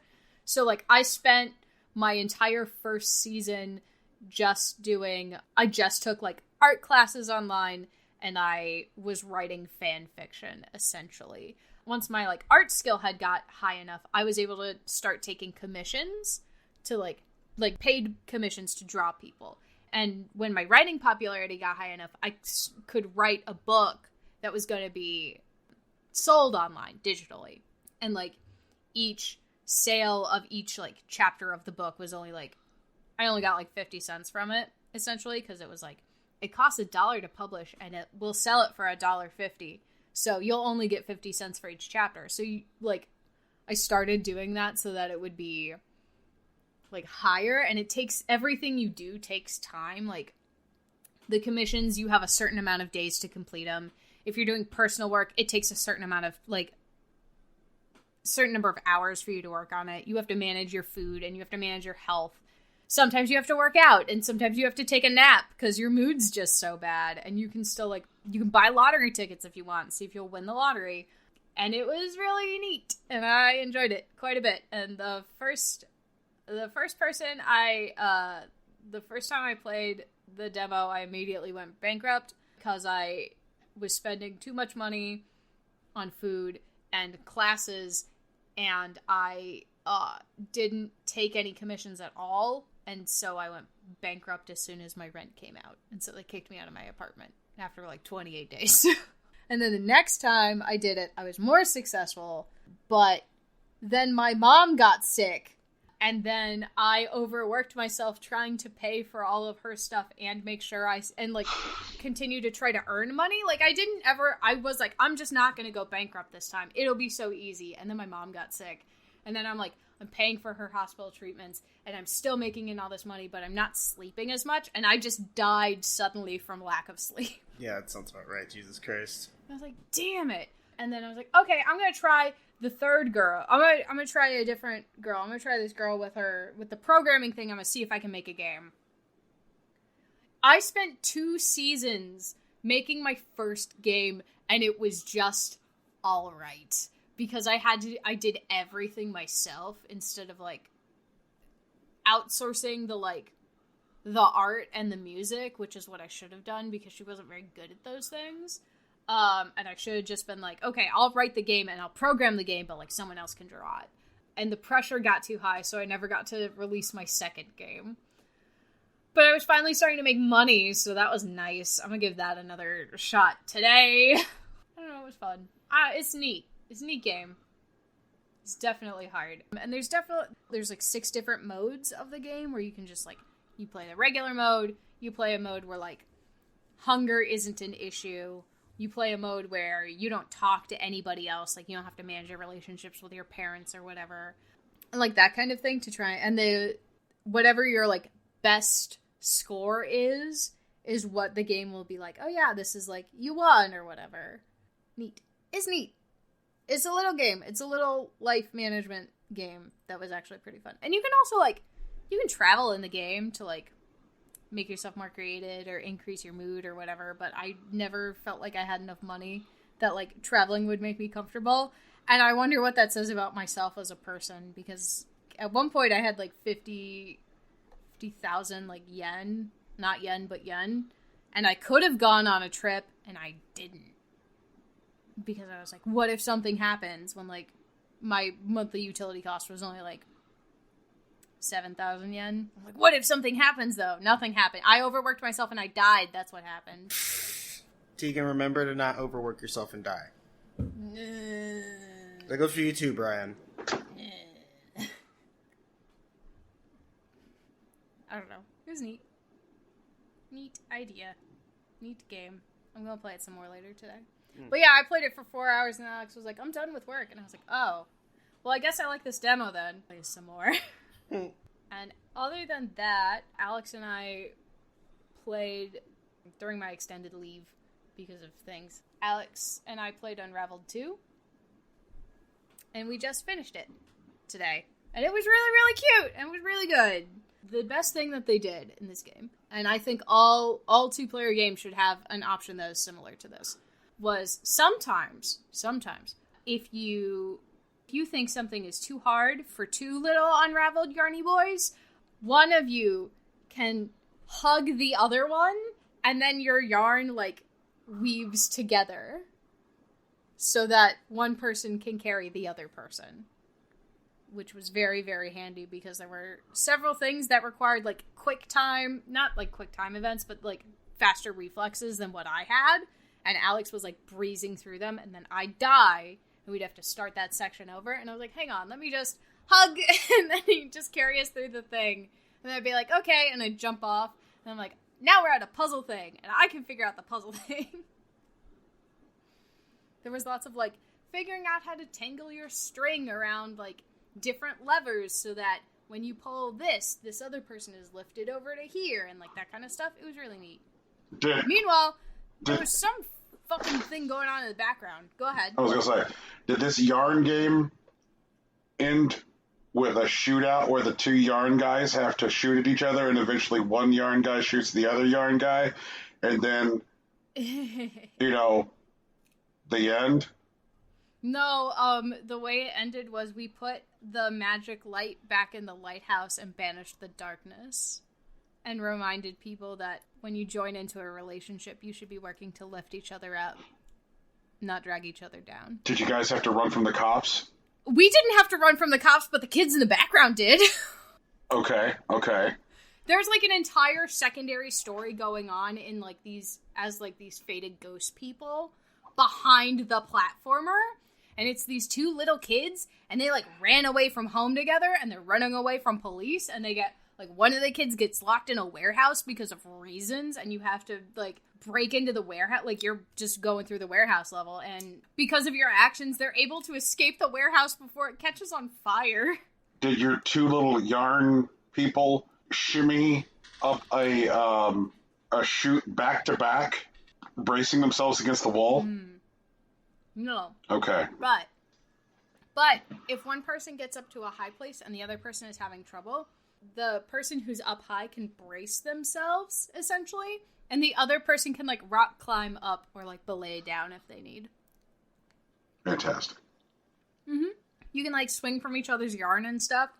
Sometimes you have to tie your little yarn in a little knot, So you can use it as like a trampoline or as a makeshift bridge to push something to a different place. Very fun. Very cute. For sure. 10 out of 10 game. Highly recommend it. Very fun. We play on stream. I played a game kind of like that this week. Yeah. Friend of the show, Oscar Garcia, has been wanting to play Takes Two for a while. He initially wanted to play it with his wife, but his wife hasn't been up to the task. And so I told him I'd play it with him. So we played about 3 hours of it the other day. If anyone's not familiar, It Takes Two is another Joseph Fares game. Maybe it'll end out with a shootout in front of the cops. Who knows? But currently it's about a married couple on the cusp of divorce. They have just told their daughter. And so she, being a normal child, runs into her room to pretend to play and then sneaks out of her window into the garage, or the shed, I think, actually, and then cries over her handmade dolls of her parents, which forcibly jettisons their parents' souls into the dolls, where they're being held hostage by a very charismatic Hispanic-coded book who's trying to teach the couple how to reconcile their marriage. And, you do that through platforming and fighting various appliances. It's alright.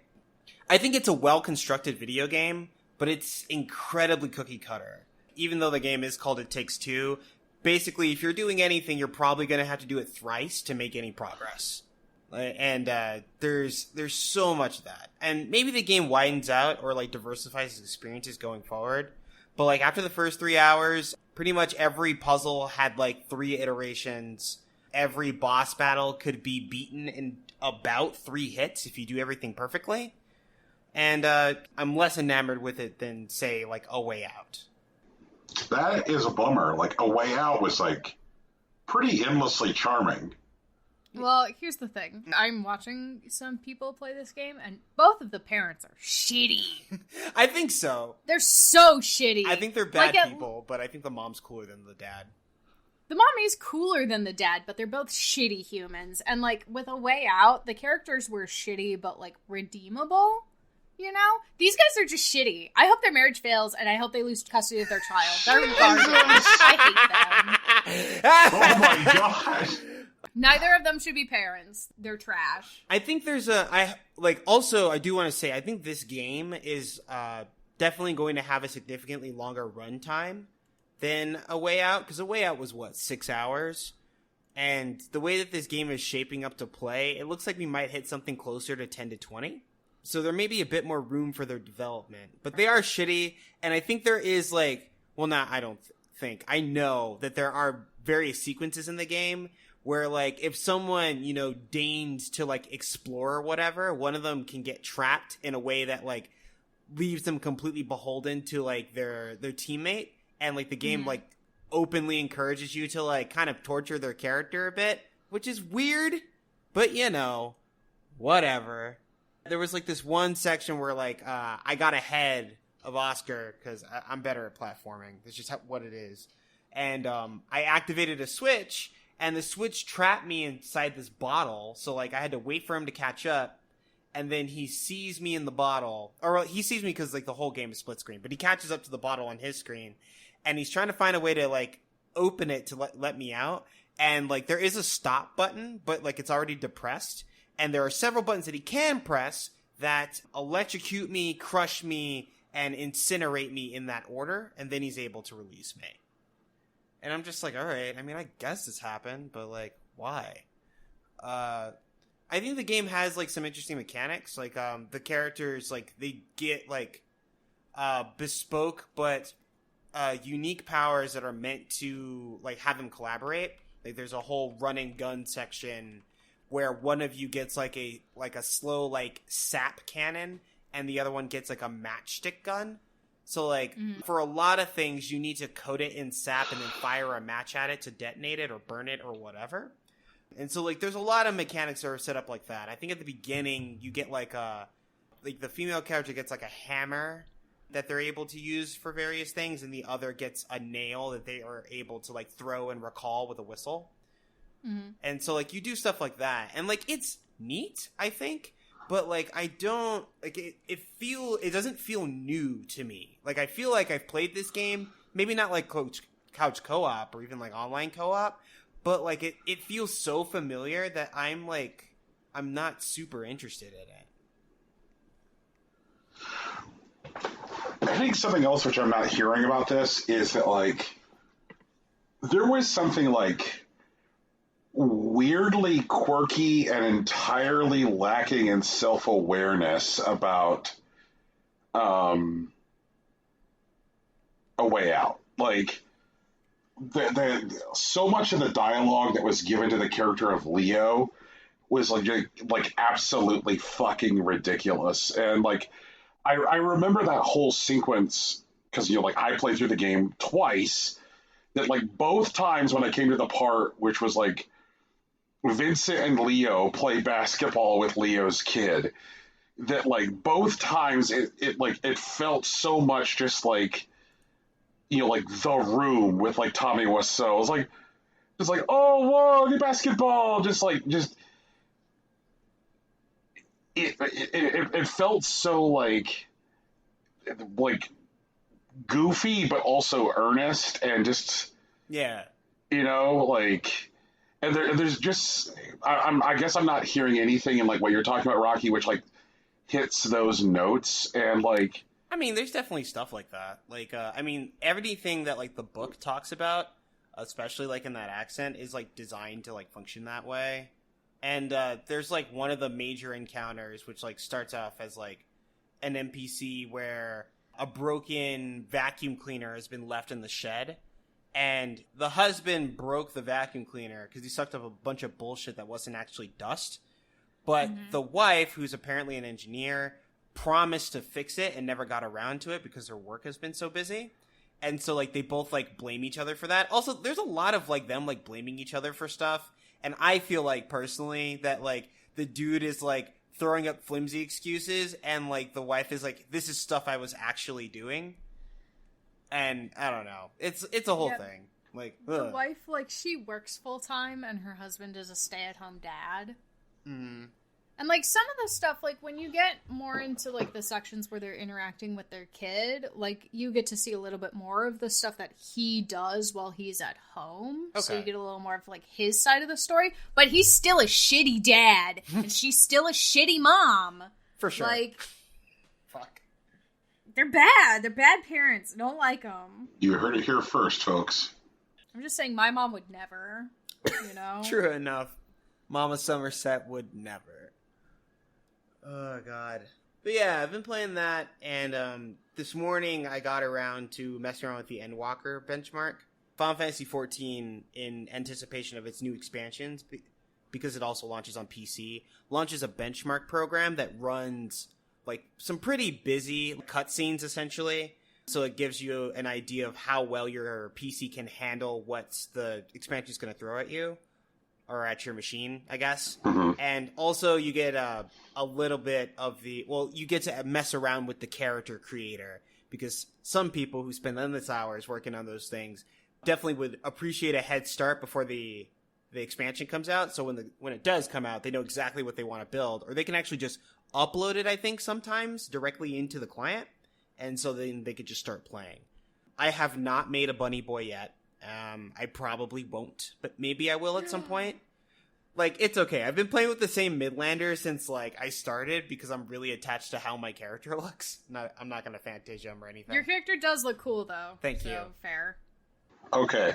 I thought that what happened with most, you know, Momos was that, like, people would just play the same character forever, and that when new expansions came out, they're like, well, I guess my panda will now explore this area or whatever. Yeah, most people do that. But, like, there's a cache item called Fantasia, which allows you to remake the appearance of your character. And people do that when they want to play, like, say, one of the new races that shows up. Because, like, it's not like races confer any, like, mechanical benefits. It's all aesthetic. So, like, if you just want to play with a Dragon Man in Heaven's Ward, or play as a Bunny Girl in Shadowbringers, you could just pay the $10 and, like, glam your character over so it looks like that. But also, you're able to make alternate characters pretty much at any moment. So like people who definitely like 100% their stuff but want to do it all over again with a different appearance character, don't want to change their old one, they just make an alt. If you have like the $15 a month thing, like you can make 8 characters on a single server. And even if you don't, if you just have the entry level, it's like what, $12.99, then you can make a character on every server in like the game.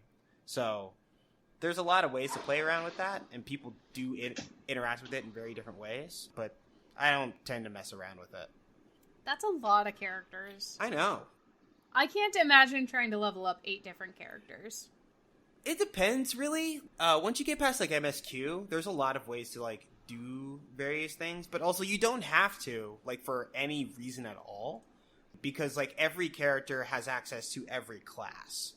So like even if you're like leveling off classes, and there's a bunch of ways to do that, like outside of like using like class quests or even like dungeons, the deep dungeons, which are very much just like long dungeon crawls, and like there's one from like level 50 to 60, 60 to 70, 70, 80 right now, and I'm assuming there'll be another one from 80 to 90.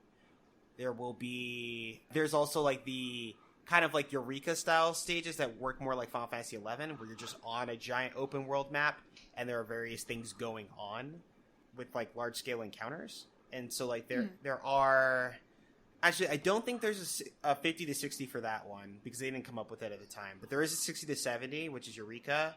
And then they added the Bozja, which is what most people are doing now because there isn't story content. And that's like 70 to 80. So like I've taken like what, 2 or 3 different off classes to like level through like Bozja from 70 to 80 like in, I don't know, 2 days. Like the experience is very, very good. And it's different from like the normal gameplay loop, so it's not like it's stale or anything. But the benchmark came out because there was a new live letter. Yoshi P gave us the well, there was a benchmark trailer, which I think I sent to Tegan. I don't know if Brian's seen it, but it's linked in the doc anyways. Is very cool. And they also showed like the artifact gear for each class, and like artifact gear is like when you get to the level cap in a particular expansion, and a lot of it looks good. I really like what they've done with Scholar this time. Like it looks very reminiscent of Emmett Sulk's outfit from like Shadowbringers. I also like the White Mage one. I mean, I'm not gonna play White Mage, I think, but like the White Mage like kind of like frills on the side I think is an interesting touch. They also showed some new moves in the Endwalker benchmark trailer. Everyone got a little bit of stuff, and some of the animations are just like different. For example, like the Ver Thunder on Red Mage has a completely new animation, but there's also like some really like nuts stuff going on. Like the Warrior, which is like the Axe Tank class, has like an ability now where he just throws 2 haymakers and then like a spin punch, and then like his axe like materializes back into his hands. And like the first 2 times I watched it, I thought it was just a monk, but it was just like apparently like warriors got hands now, so that's going on. I hope one day that the monk will be released from the bondage of like insane accessories, because it just makes them look tacky in their artifact gear, and that's been like the case since like forever. Like there are a lot of really great like monk glamours, because like you can be minimalist with like the outfits, but apparently no one at Square Enix knows that, which is, you know, just tells me that they further hate the class and they don't want us to succeed. I think it's just because they like buckles. Man, oh, that's another thing. 6.0 is getting rid of belts. There are going to be no more belts in the game. They decided we have evolved past the need for belts. Well, hold on just a goddamn minute here. What's up, That's Brian? the thing that got him. We knew it. What's up, Brian? Wait a minute. Has anybody informed these people it's Final Fantasy? It's Final Fantasy 14, which means Nomura does not have power here, Brian. What? Final Fantasy without belts is like America without racism. Like, it just... Okay, that's a take, Brian. Well, I'm just saying that, you know, America's intrinsically racist. Yeah, right. Final Fantasy intrinsically has belts. I got you. Yes. No, but like that's the thing. I like not 14. 14 is definitely like Yoshi P's like baby, and they've also done things like this in the past. Like over the years, like they've identified particular things that they had players interact with that either seemed extraneous or not useful, and they just like took them out. Like, going into Shadowbringers, they just got rid of all, like, vitality materia to, like, artificially increase your health, because it didn't create interactions that were, like, meaningful for the game, and just, like, made things like balance, like, less interesting or, like, interactive. So they just threw it out, because VIT doesn't actually do anything but increase, like, your health value. And, Okay, I have a question. Sure. Yeah. Did you say vitality? Vitalia? Yeah. Vitality. Vitality? Did the vitality materia help people keep their trousers up? No. Okay. How do people keep their trousers up in Final Fantasy XIV? They just stay up, Brian. They fit. They have tailors. Like, they buy pants They're that able to fit, and afford it's pants done. that fit. Oh, God. Imagine being able to purchase a pair of pants that fit you perfect, Belle.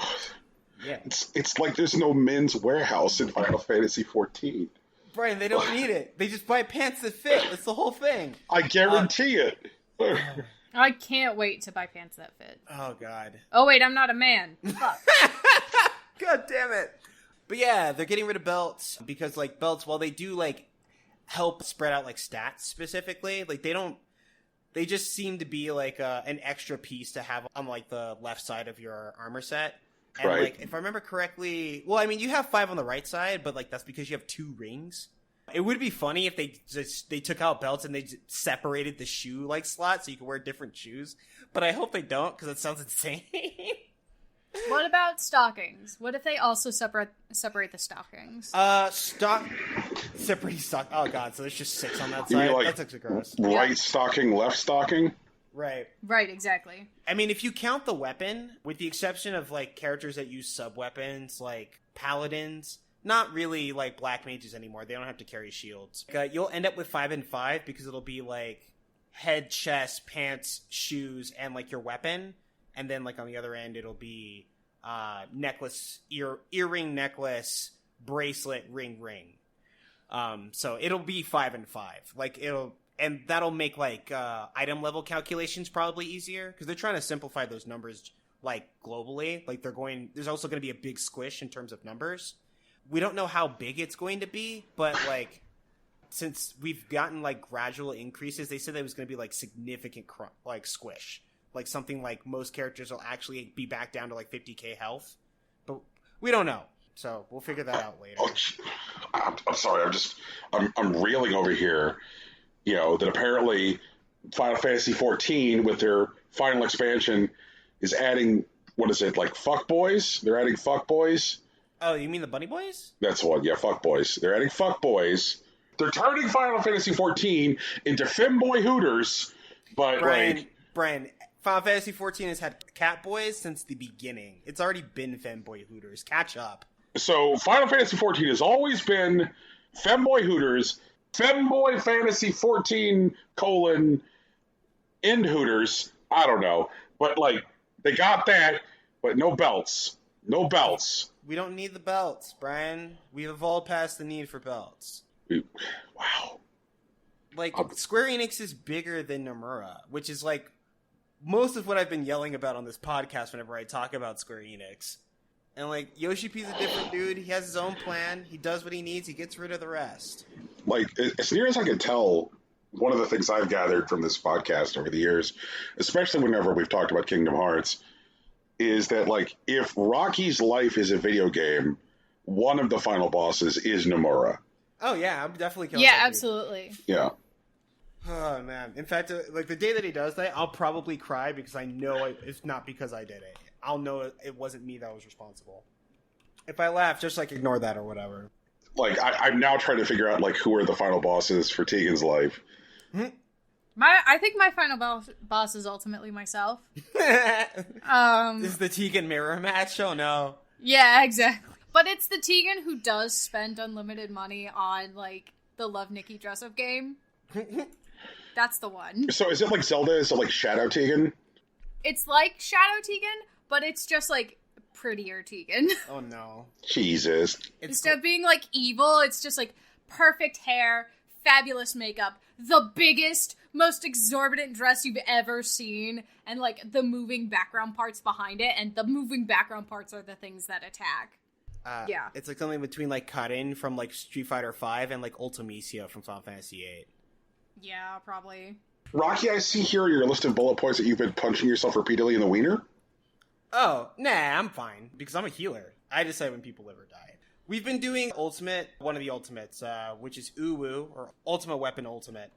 That's amazing. Yeah, right? We are actually progressing pretty well, like, given the circumstances. It's just that our circumstances are fucking bullshit. We've gotten maybe, like, about a month of prog on the fight, and we're coming up on the third boss, which is Titan, and then we have the limit break sequence with La Habrea, which is just, like, essentially checking our work. It's not really, like, new mechanics. And then, like, after that, then we do, like, the real fight where we fight, like, Ultima Weapon. But the thing is that, like, our raid group has endured some, like, personal circumstance that has definitely delayed our prog. Like, we've, I mean, some of them aren't, like, really bad. Some of them are actually really great. Like, my co-healer recently graduated from college. So that meant that he needed to move out of his dorm and then find a new job. And, like, he had to travel, I think, 1 week to, like, check out, like, potential, like, lab positions in a nearby city. So, you know, we lost a week to that. You guys remember that time that a member of Rocky's raid group's grandmother died, and then it was all like, grandma died or whatever, you need to raid? Well, like, no, his grandma died, and then we were actually super supportive. He had to go back to Thailand to, like, do, like, the last rites, and he apparently stayed there for, like, 4 months. So, like, I mean, we lost a Dragoon, which is kind of a shame, but, like, he was grieving his family, and we were cool about it. Also, our Dragoon, his uncle actually had a really severe, like, medical flare-up, and he had to go to the hospital. And, like, his life was on the line for about a week. So, like, you know, we couldn't really play then, but, like, this type of shit just came, like, one after the other. One of our DPS, his brother, has had, like, consistent, like, health issues, but he's helping to pay for, like, his medical visits because he doesn't have insurance. So he's working overtime so that he can afford his brother's, like, payments and stuff. And, like, there's just been a lot of shit like that. But, like, the times that we do play together, we're actually doing really, really well. We're actually picking up the mechanics and, like, progressing. And we have to hold ourselves to our raid schedule, because we usually play for about 3 hours 2 times a week. But, like, sometimes we'll get something and, like, it'll really click for everyone. And, like, we think we are, like, 30 minutes away from, like, our time constraints. Like, what if we just went for another hour? But we're always like, you know what? We probably shouldn't. We'll probably regret it. We'll just come back whenever we're supposed to raid again. But it's a lot of that. While I thoroughly believe that we're absolutely going to clear this, I think we would be a lot further ahead if the universe just stopped fucking my raid group, please. And, you know, speaking of, like, fucking the people who play video games, I'm on a Dark Souls kick, I guess. This is a good game. That was actually the thing I meant when I said punching in the wiener. Because of your habits, there was enough stuff that you do that could be construed as wiener punching, so... I mean, I guess, Ryan, I've played a bit of Dark Souls before, but in most of my experiences with Dark Souls have kind of just been, like, surface level. Like, I've played, like, a couple of hours, and, like, I've dug into a few mechanics, maybe done a couple boss fights, but, like, I've actually, so earlier this year I bought a new PC, and before that, like, 8 years ago, I actually bought Dark Souls Prepare to Die Edition on PC, but at the time my PC couldn't run it. And so, like, now I have a PC that absolutely can run it, so, like, I've been throwing some time into that recently, and Dark Souls is not only a really cool video game, the way that it surfaces information to players, the consistency of its actual responses, and the personal nature of progression really informs, like, how games have developed since its release, but also, like, the way that, like, games interact with players and are interactable things. And, you know, this isn't new stuff. Now it's in context for me. And also it explains, like, playing Dark Souls specifically puts into context why the people that love Dark Souls say that Bloodborne is possibly the best game of all time. Because what it really does is take the same formula and add QOL, where you get to, like, move around easier and hit more stuff faster. And that's cool. I absolutely dig that. But I've been working my way through it. I was in Blight Town earlier today. I finally got down to the ground where I'm in, like, the Poison Lakes or whatever. And I think Brian actually heard me die. There was some toxin dark dudes that I, wasn't paying attention to, so I got blown up. But I think the game is really cool. I really like how varied the experience is. Because, like, there are definitely a lot of ways to interact with, like, any particular thing. And, like, while the game, like, definitely, like, blows you up in, like, the context of, like, other video games, I feel like the things that you lose in this particular situation are a lot less harsh than, like, they are in other video games. It's very easy to, like, take, like, the game, like, posting, like, the you died sign, like, personally. But, like, honestly, as long as you're able to, like, get back to your souls or whatever, which is more of a function of patience rather than, like, skill or reaction, then, like, you can actually cruise through the game and just, like, experiment and, like, interact with stuff. Suffice to say, I'm having a good time with Dark Souls. I am glad that we're having a good time with Dark Souls. I think I mentioned when, like, Dark Souls came out on Switch that I was tempted again at that point. I was like, yeah. I remember. Now that there is the dedicated bedroom Switch, I was like, do it. And I was like, no. I'm like, Brian, be real with yourself. You have tried. You've tried several times with the darkened souls. These souls are not dark for you. They're dark for other people. Let the Sun Bros have their fun. You are not a Sun Bro. You know this about yourself. Just don't. Just don't. So.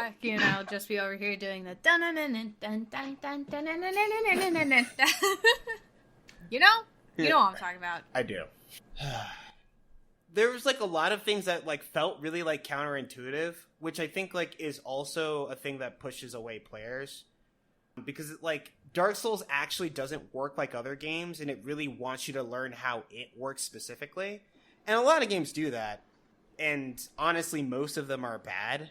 Games that, like, try to reinvent the wheel usually do so in a way that's, like, clunky or, like, unfamiliar.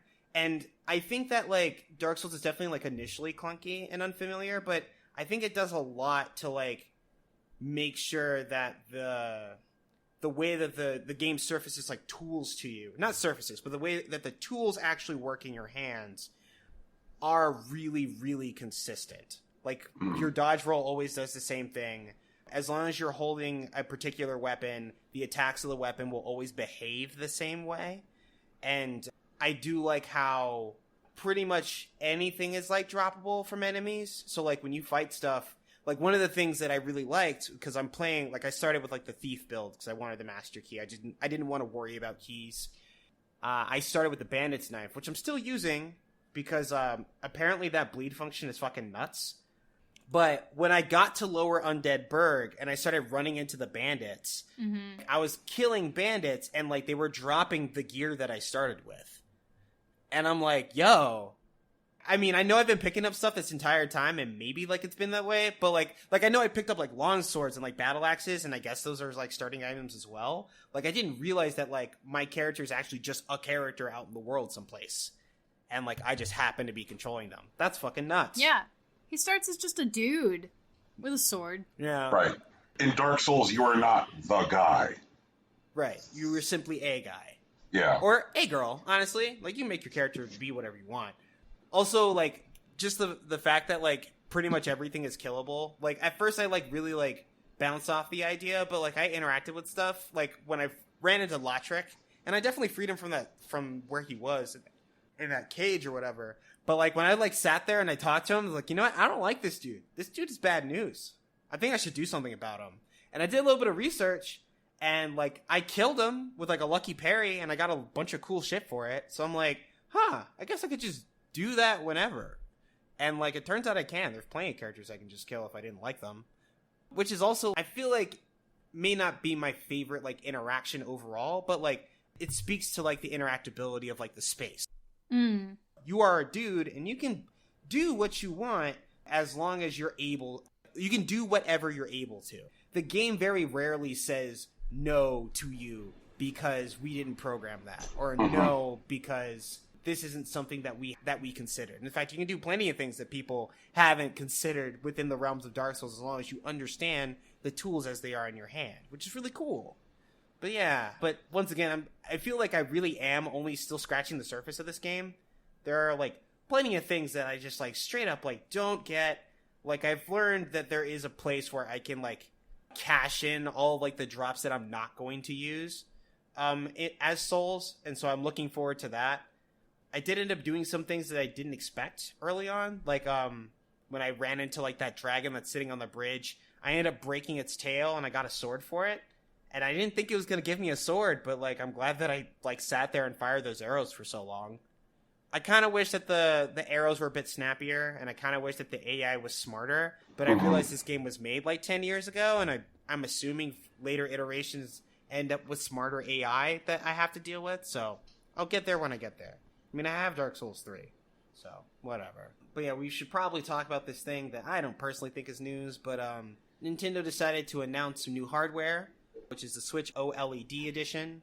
It comes with a OLED screen. It is bigger than it is on the initial Switch, and it has a new dock that includes a built-in Ethernet adapter.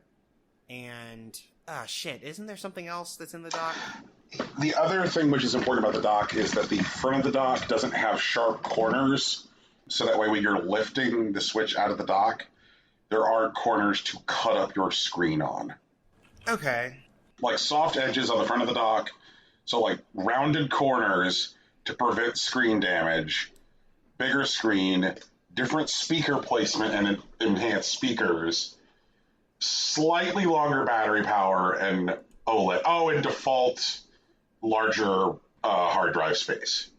Okay, what I was thinking of was the wider stand on the Switch. That's what I was trying to yeah. And the ridiculous kickstand now extends the entire length of the device. I think that's better. I always felt like iffy about leaning on it for too long. Or having it lean for too long, rather. I have not once had a fear of my dock cutting into my screen, so, like, maybe it just has to do with how other people are pulling them up. I don't know. I've also haven't been afraid about scratching my screen, but also I don't really carry fear in my heart, so I don't think I'm a good example here. Oh, that's fair. I know that like lots of people were having issues with their screens just getting cut to shreds, which is why there is a whole Etsy market for I think I was talking about the soft cotton condoms for the front of like Switch docks. Mm-hmm. And when I started to see people like saying like, okay, like yeah, I'm cutting my Switch.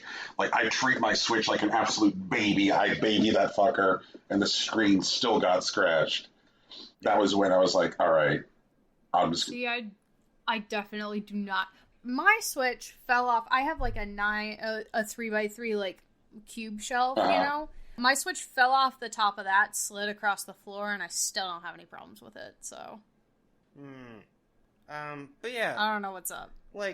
So there is a new Switch, but it doesn't actually look like a hardware iteration, really, so I can pretty safely ignore it, as far as I can tell. But I do think I want the new dock, if not only to have a built-in Ethernet cable, because I never bought the adapter, and I don't really play Smash that much. But I do like Monster Hunter. There's a couple other games I play online, too. And I think... Splatoon. Oh, yeah! Splatoon 3's coming! Yeah, Splatoon 3's coming. I would be willing to buy a dock separate, but the location in which I play my Switch is very, very, very far away from my internet, so I wouldn't be able to hardwire into it anyway. So I don't know that would be worth it for me. For sure. So if a new Switch comes out next year with enhanced specs, which comes with this dock, and you've already bought this dock, will you be irritated? I don't think so. What are the enhanced specs? Does it come in a cute Animal Crossing case? I think the odds of there being a cute Animal Crossing version are low. Well, then no, I don't care. I have the coveted Animal Crossing Nintendo Switch. I don't need another Switch. I'm good. I traded my regular Switch in for the Animal Crossing Switch. Like, I'm happy. I'm fine. I don't even know what I would want from, like, a high-spec Switch anyways. So, I mean, like, I can already play games in HD, and maybe some things could run better, but, like, maybe crosscode? But crosscode's problems with, like, processing seems to be more about how it tries to run HTML5 on top of, like, the normal, like, Switch engine, and, like, they're not compatible. And so, like, if that got optimized, maybe that'd be better. But outside of that, like, I don't really know what I would really want from like a high-powered Switch that I couldn't already get on the PC that I already own. But that's me speaking from a place of privilege, you know? People that want to run Crysis on their Switch are obviously going to be angry about it. And so, like, I can't say anything to them. Like, they have a point. They can't run Crysis on Switch. Alright. I am also going to speak from a place of privilege. Sure. Why in the world are any of you trying to run Crysis on a fucking Switch? Just what? Maybe they want to play Crysis. The Switch is the only thing they can get their hands on, Brian. Okay. Hey Siri. When did Crysis come out? Which one? Here are some options. Oh, for fuck's sake, Siri. Don't show me a list of 900 things named Crysis. Crysis. This is important. 2013. Okay. Wait, no. First release was 2007. However, Crysis Remastered came out September 18th of last year. All right. So, 2007. So you're telling me that these fuckers in 14 years, the best they've been able to muster for their long-held mission to play Crysis is a Switch? Maybe so. Who knows, man? I guess. Jesus. Also, like, it is already on the Switch. It came out in July, so... Or July of last year, so... Yeah. And yes, the Switch will play Crysis. There are things that the Switch does struggle with, by all accounts, like, Hyrule Warriors Age of Calamity, it just, like, struggles. Yeah. The game is aboard that struggle bus. And there are other games where the system just chugs. But I think the thing is that, like, everybody's seen that Rabbids sequel footage. Everybody's seen that Zelda sequel footage. Mm-hmm. And if you think that shit is running on a stock Switch from launch, press X to doubt. I mean, honestly, I think it was running on a computer. I don't think it was running on a Switch at all. I mean, I'll buy that too, Tegan, but I think that computer where... I don't think it's gonna look like that when it comes out. I think it will. Okay. I think that there will also be a uglier version. Or... Hey, you remember that version of the original Hyrule Warriors that air quote ran on the 3DS? Vaguely. No. Yeah, there was a version of Hyrule Warriors that came out for the 3DS where it's like, yeah, like you could play it optimized for the new Nintendo 3DS, or we swear it'll run on the 3DS. Really. And like when you tried to run the thing on the 3DS, it... Yikes. Hyrule Warriors for the 3DS was not a good scene. The thing that gets me is that like too many reliable people have talked about like the distribution of like dev kits for an enhanced Switch, and too many reliable people have always been firm in when they said that like the thing called like a Switch Pro would come out. You know, Jason Schreier and Jeff Grubb have always said 2022, but then all these people got so wrapped up in the idea of like, oh, they're going to announce the Switch Pro at any time. Oh, they're going to announce the Switch Pro at any time. And so like when this thing came out, like when the Switch OLED thing got announced, it's like, do people not remember how Nintendo handles their handhelds? Probably not. Yeah, like, how many fucking different GBAs were there? Like, I could, like, fill a room with things and be like, believe it or not, all of these things are GBAs. You know, like, see this little, like, horizontal plastic thing? That's a GBA. See this thing that folds, like, shut like a clamshell? That's a GBA. See this, like, tiny little thing that would fit in your butt? That's a GBA. Like, all of these things are GBAs. And then, like, the DSi, like at least 4 different major hardware iterations, and like one major iteration which like added functionality to the device. Like the 3DS had like a zillion iterations and like a major iteration which added functionality to the device. Like, you know, the Game Boy, again, multiple hardware iterations, several hardware iterations, and then like a major iteration which added significant functionality to the device. Like, people seem to have forgotten that Nintendo, when it comes to handhelds, puts out 1 billion of them in a life cycle. I'm just saying. I think there's going to be some people who are going to spend $350 on a Switch on Metroid Dread Day and then feel very angry next year. I mean, maybe. I don't know. I think the trade-in will hold up. I agree. Like, I think that there's some people who won't necessarily be, like, chasing, like, the stronger specs and just want a Switch. And the prospect of just wanting a Switch, but with, like, a nicer screen, I think that'll definitely hold its trade-in value better. It's kind of like the Vitas, which have the OLED screen, have better value than the ones that don't have an OLED screen. Right. Okay, so everyone, we don't have a call to action. In fact, you know what? I have a call to action. The call to action is to boycott the Intellivision Amico. Brian's going to tell us why. It's going to take about a half hour to do it, but he's going to tell us. So let's do it. Come on, Brian, let's go. I feel both seen and threatened at the same time. Good. And you're where you're supposed to be. Jesus. I'm supposed to be threatened? Seen and threatened. That's where you're at. Come on. Okay. Amico, let's go. Okay. You got the ink guns ready. All right. So since E3, there has been like more and more Amico things happening. Intellivision managed to leave their developer portal open and unpassword protected, so that way people were able to download information from their developer portal, and their entire developer portal got archived at archive.org.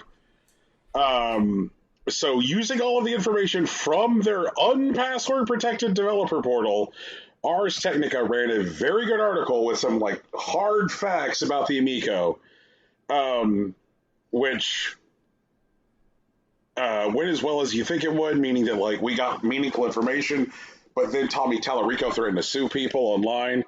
He's like, they violated copyright. I'm going to sue Ars Technica. He has since taken down the tweets where he threatened to sue Ars Technica. So one of the first takeaways was that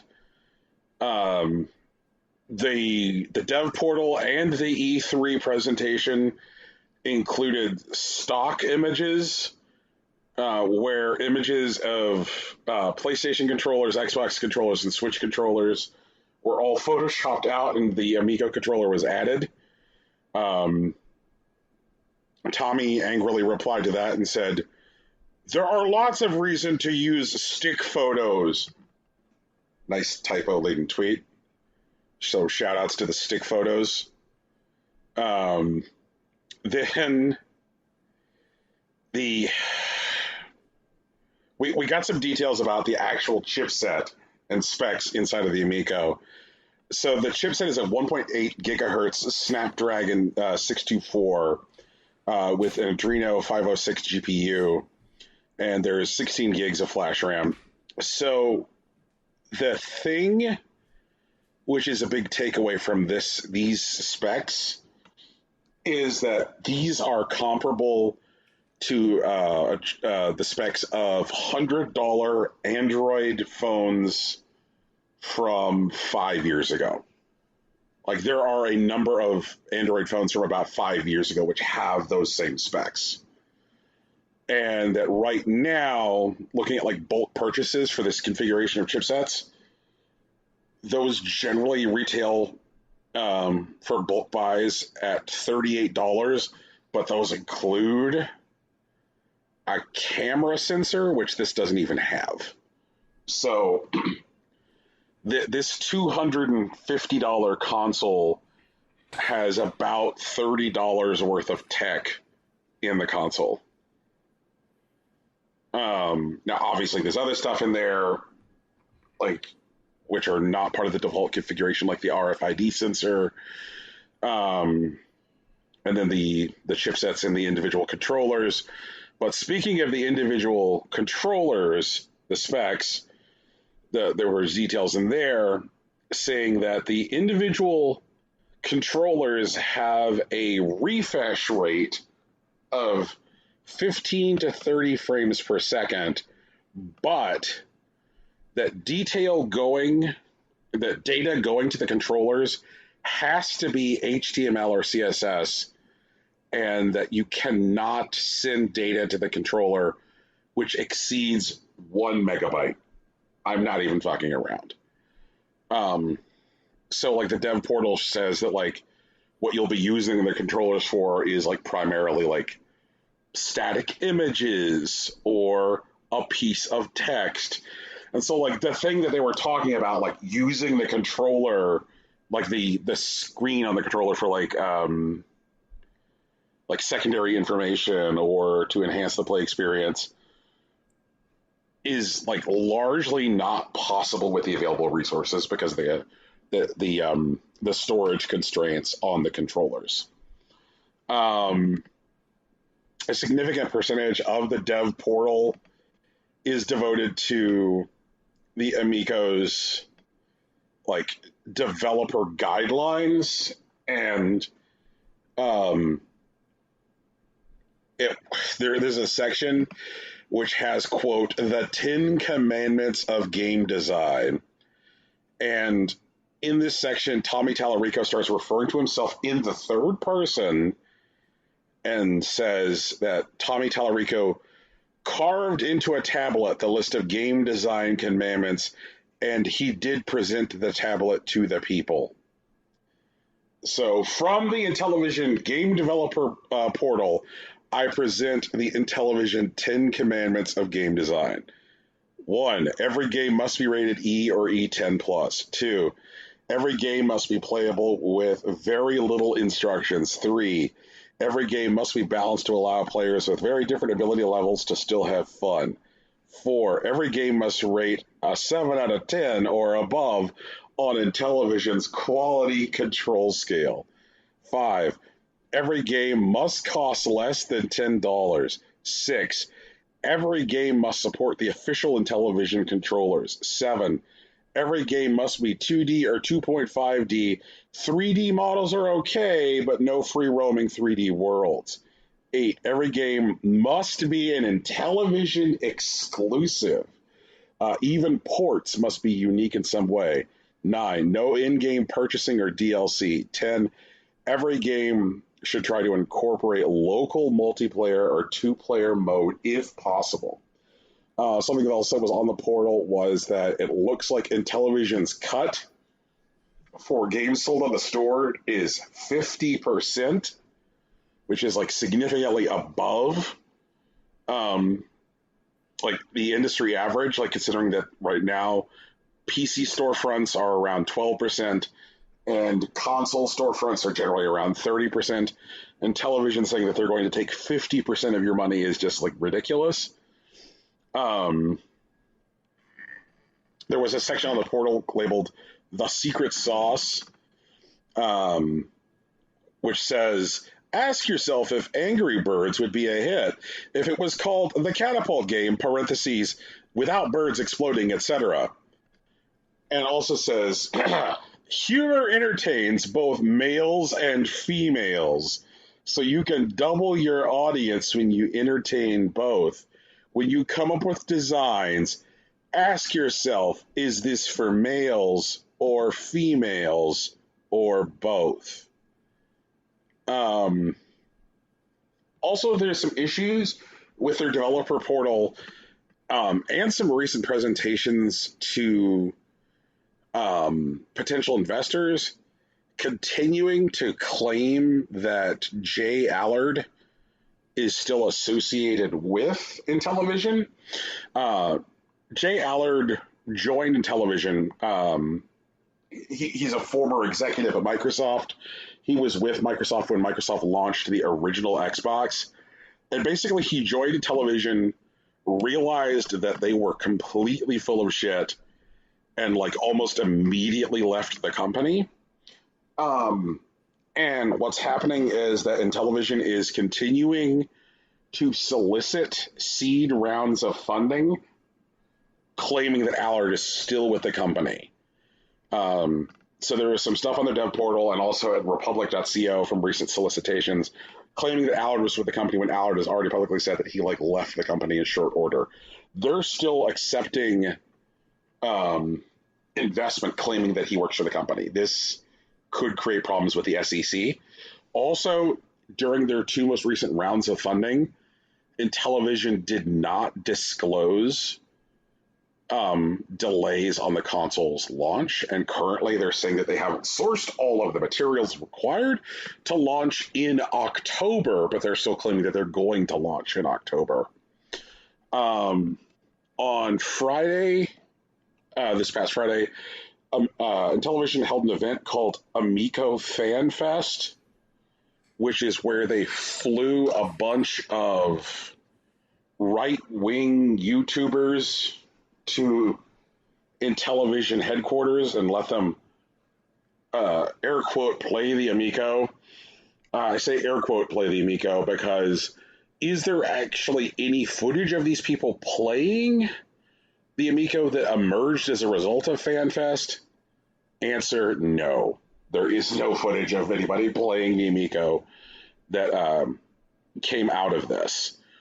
Things that did, however, emerge from Amico FanFest included this weird, like, rambling, drunken stream that happened on Friday night where a bunch of drunk right-wing YouTubers sat around and talked about the things that drunk right-wing YouTubers talk about, only with a giant Intellivision Amico logo on the screen. They started talking about how people who doubt the Amico are, quote, subversives, weirdos, perverts, and degenerates. Somehow, the conversation on this Intellivision Amico live stream turned to immigration, Medicare for all, and trans rights, and you can guess the things they had to say on all those topics. One of the people on the stream proceeded to talk about how what he was going to do was go to the houses of various critics of the Amico and beat them. There was specific discussion about the founder of the Video Game History Foundation, Frank Cifaldi, and there was like talking about how Cifaldi should be, air quotes, targeted for what he's done. And if you're curious about like what Cifaldi has done, it was to like call into like bring attention to the fact that like Tallarico was threatening to sue people for like reporting on publicly available information. So like people started talking about like how there's air quotes stuff that people don't know about Cifaldi and how Cifaldi is problematic.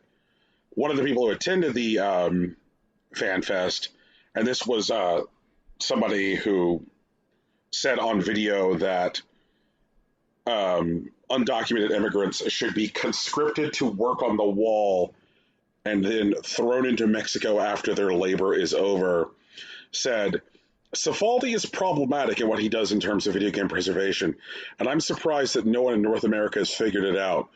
To which Tallarico replied, he's an untalented, jealous gatekeeping, which doesn't really even make sense as a sentence. So then after the incredible Amico Fan Fest, Intellivision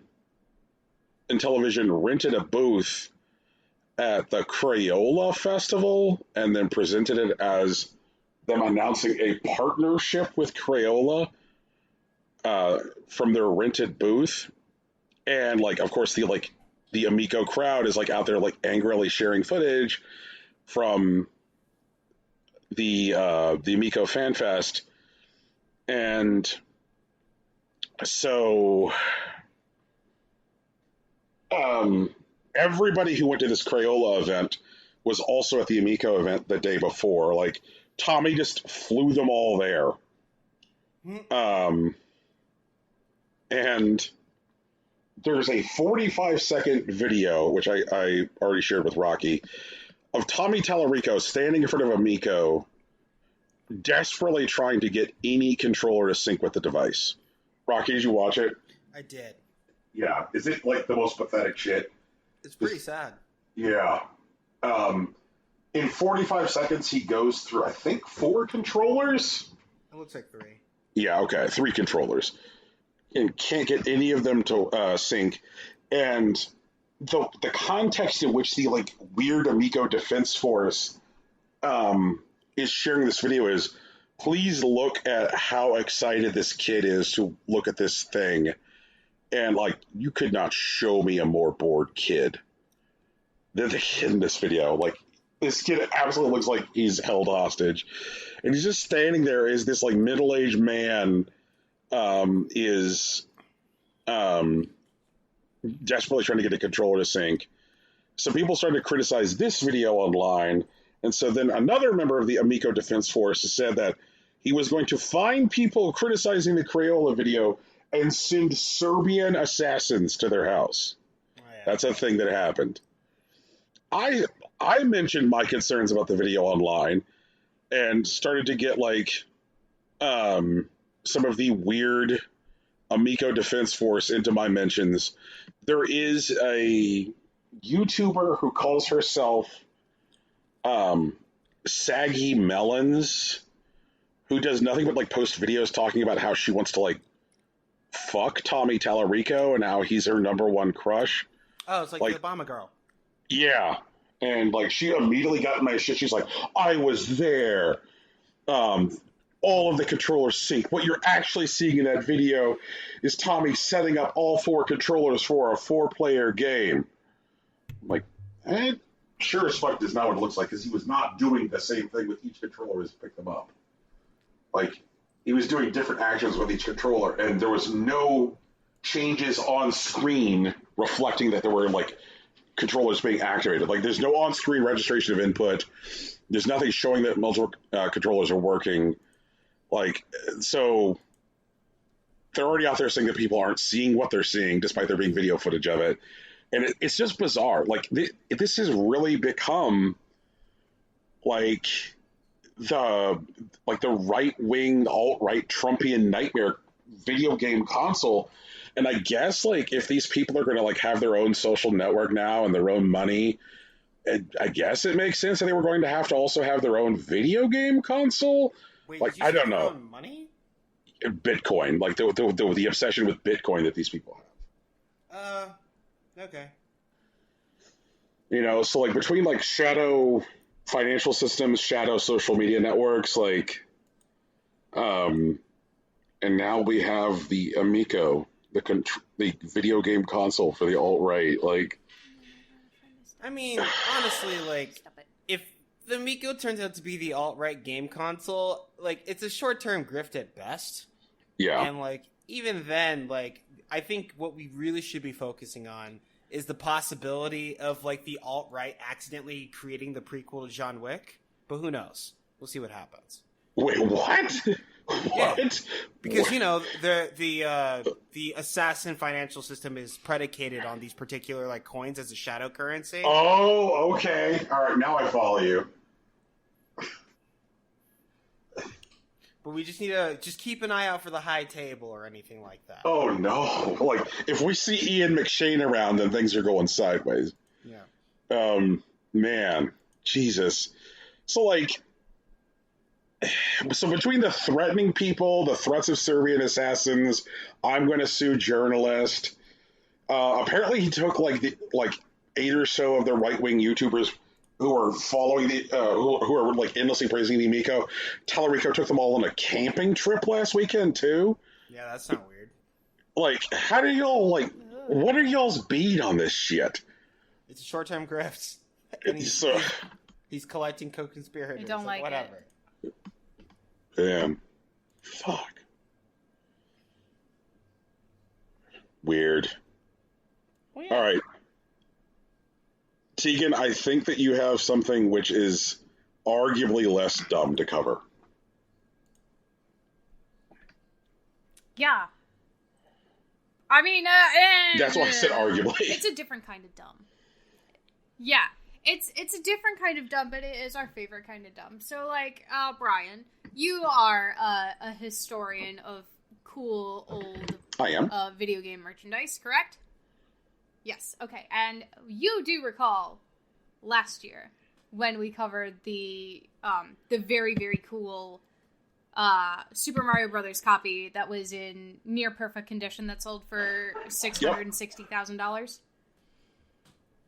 Well, do I have the news for you? Earlier this week, a very early copy of The Legend of Zelda, like the original Legend of Zelda, was up for sale in plastic in protective packaging. And it was a copy from the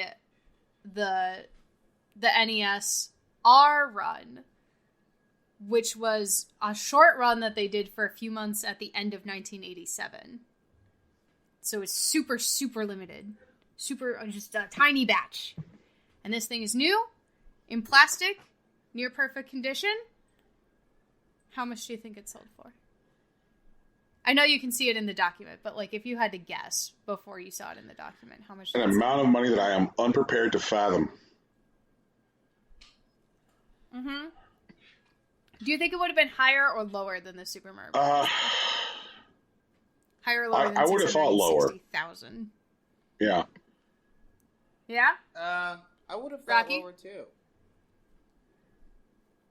Okay, well, you would have both been wrong, because it did sell successfully for $870,000.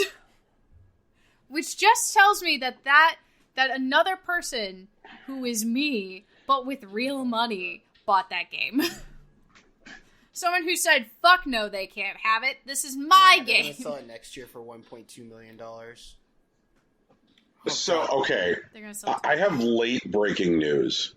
Mm-hmm. Something that has happened since we have been recording. Yeah. A copy of Super Mario That's 64 just sold. Okay? Yeah? Super Okay, Mario wait, 64. Super Mario How's that? 64. Yes. Okay. Yes, Yeah. but a Lots of sealed, copies. graded 9.8 copy of Super Mario 64 has sold for $1.5 million. Yeah, that's the world we live in now. Jeez. So, something... People are being rewarded for not playing video games. It's such garbage. I hate it. So, all right, It almost makes me want to buy a second copy of Skyward Sword when it comes out, and I'll put it in one of these little cases and just never play it. So there's a thing that makes me feel weird about this. One day. Is that like all three of these auctions, the Super Mario Brothers auction for $660,000, the Zelda auction for $870,000, and now the Super Mario 64 for $1,560,000.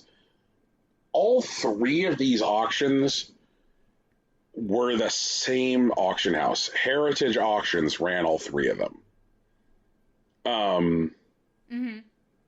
And that... Heritage Auctions, it looks like, has lots of video game stuff. Yeah. Yeah. But this... There is some belief that is starting to emerge that this is a deliberate attempt to like goose and manipulate the video games collectible market. Oh, of course it is. Yeah. You guys didn't know that? I mean, that sounds accurate. Everything is a meme stock now, as far as I'm concerned. And that like these sales are just attempted, like if a copy of Mario 64 changes hands for $1.5 million, then what does that do to every other sealed copy of Mario 64 out there? Like, just that there's some folks out there who believe that some of these people behind these auctions might just be like controlling like larger repositories of inventory for some of these like highly touted items. And like, okay, like if we're just like involved in these like very high profile auctions, which are going to like destabilize this particular collectibles market in like very like measurable ways, then they can just like push inventory out over a period of time and This is in fact the breaking of an egg to make an omelet here. Right. Yeah. Also, like, well, no, they're just manipulating like this like commodities market. I don't think it's like, illegal or anything. So, I mean, whatever. I'm over it. I mean, this does feel a lot like there was a point about 30 years ago or so. Like Picasso did like this impossibly ridiculously high number of sketches during his career because there was a point when like Picasso's life where like he was hard up for money and he didn't have a lot of money and like Picasso was like, I'm gonna just pay you by drawing something. I'm Picasso. Will you accept a doodle as payment? I'm Picasso. And so like there's a lot of Picasso doodles out there. And there was a point in like the art market about like 20, 30 years ago where people were just like bidding up at auction Picasso sketches, like, oh, I'll buy that Picasso sketch for $2 million. And the reason they would like buy a Picasso sketch at auction for $2 million was because they already owned 20 Picasso sketches. Right. And so if they publicly, like juiced the market for Picasso sketches, then they could start to sell some of the 20 that they already owned by creating these high profile sales. Mm-hmm. And that's what some folks are thinking is going on now in the video game collectors market. Like people who own large inventories of sealed games are like, the best way to make money is just to make my entire sealed inventory worth more. I would like to think that the person who bought that Zelda is a Tegan. I would like to think that like super wealthy, love Nikki diamond tier mega Tegan who owns 800 sparkle dresses bought that because they love it and that it's a thing that they will cherish. I worry though that it's actually evil Tegan.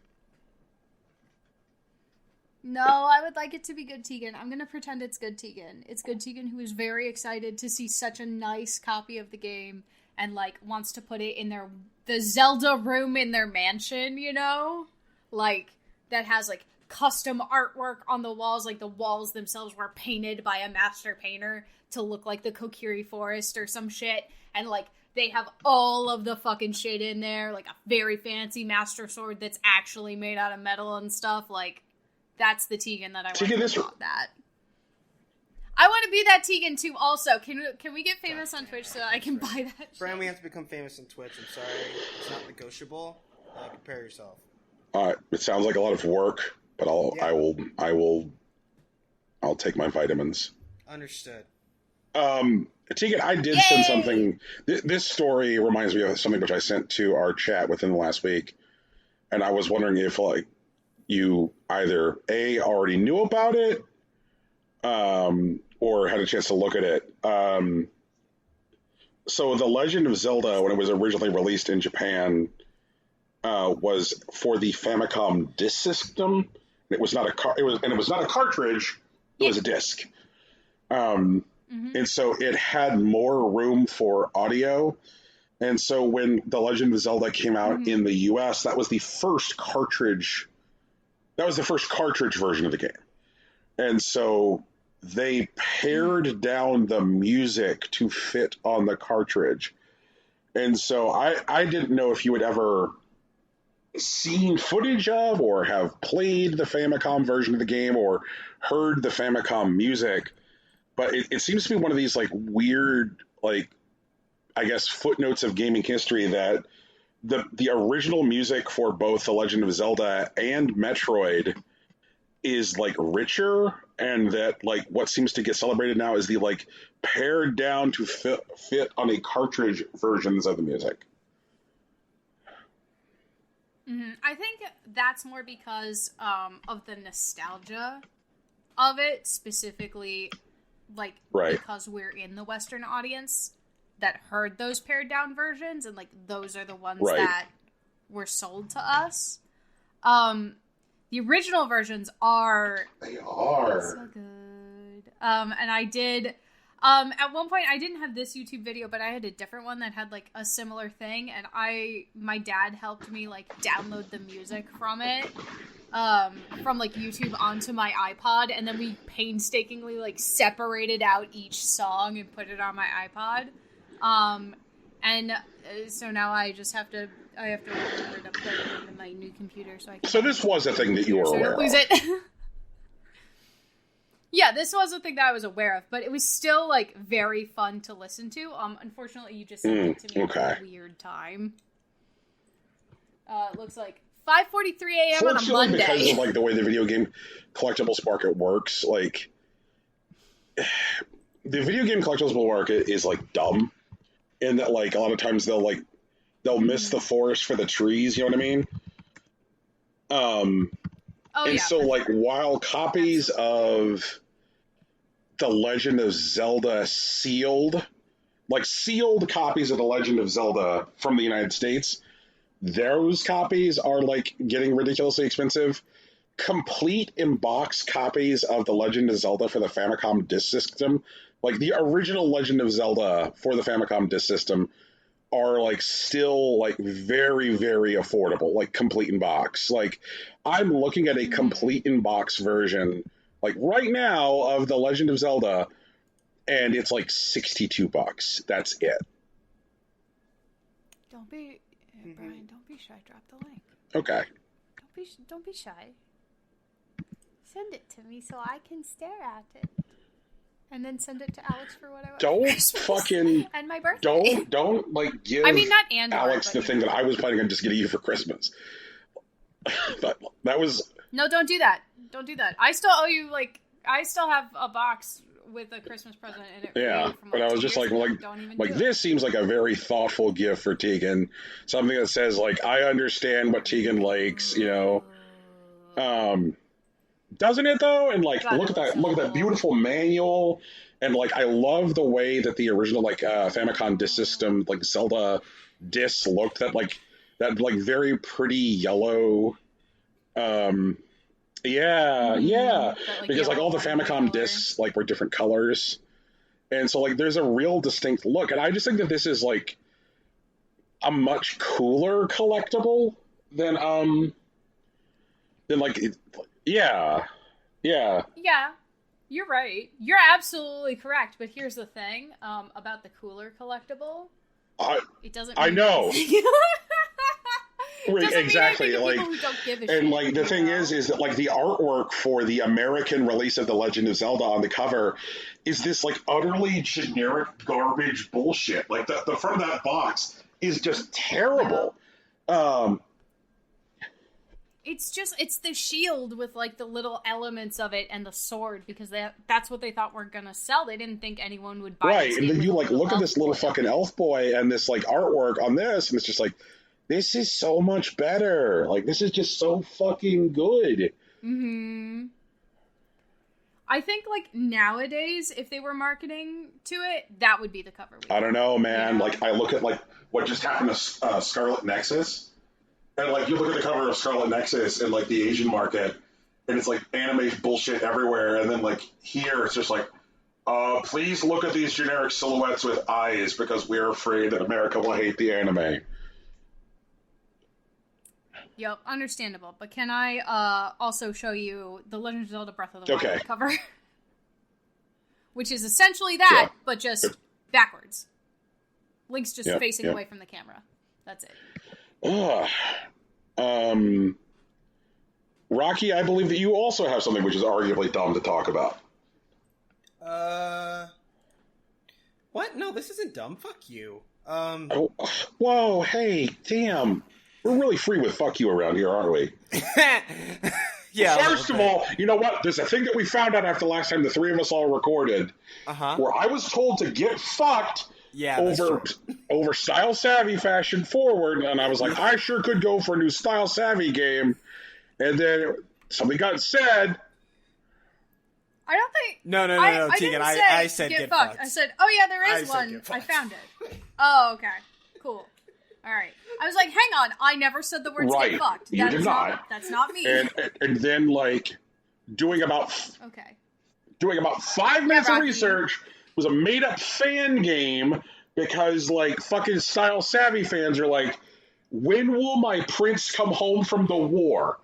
And he's not. Our prince has not come home from the war. There still is no new Style Savvy game. When people like all these fucking Metroid nerds out there, which are just getting like absolutely just like fed grapes by Nintendo these days. Just like, here you go, sweetie, Metroid fans. Shall we fan you? Shall we fan you? Bright, it's like one game. It's been like 20 years, man. Like, it's 2 games, and it's also fine. like also the fucking 3DS remake of Metroid 2 counts. Like they're like they are repeatedly being given roses. I'm not gonna maybe roses, but those are like please baby I'm sorry roses, not like here's your grapes, sir. Would you like for me to fan you with the palm frond? Oh, like okay, all right. So maybe they're not getting Brazzers handies out here, but like I will say that there are definitely some fucking franchises which are having a rougher go of it. Mother fans are roundly being fucked. Style Savvy fans are roundly being fucked. Eternal Darkness fans are super hard being fucked. And again, I am all single video game. First of all, you're wrong. First of all, second of all, I'm all 3 of those things, and I'm gonna have to write a letter to my congressperson. Oh, just write a letter to Nintendo, man. They'll send you one back.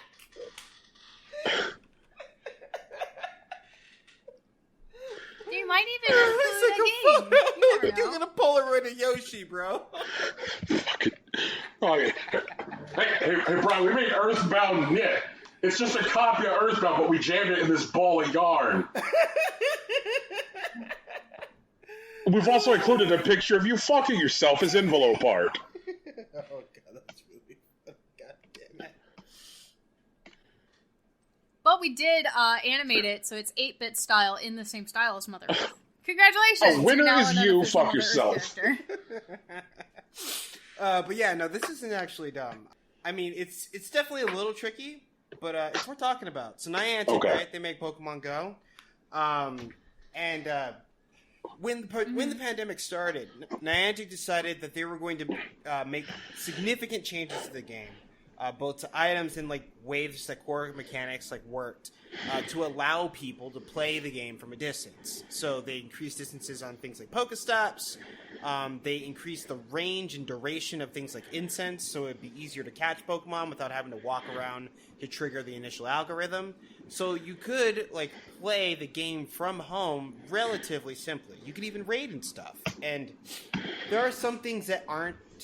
But the thing is, now that like vaccines are becoming more common in the wild, and outside is becoming a going concern again, Niantic has announced that they are planning to start to revert these changes back to their original values. But the thing is, a lot of people have identified that these changes, while they may have been emergency changes so that their game wouldn't die during the pandemic, they actually seem to be very powerful and valued quality of life adjustments for the game. And it opened up the game to a lot more people that didn't exactly have access initially. And so a lot of people have been pushing back. Hate doing, like, saying this particular sentence, but there is a change.org petition that has over 130,000 signatures from fans who are somewhere between concerned and irate that Niantic would even consider rolling back these changes.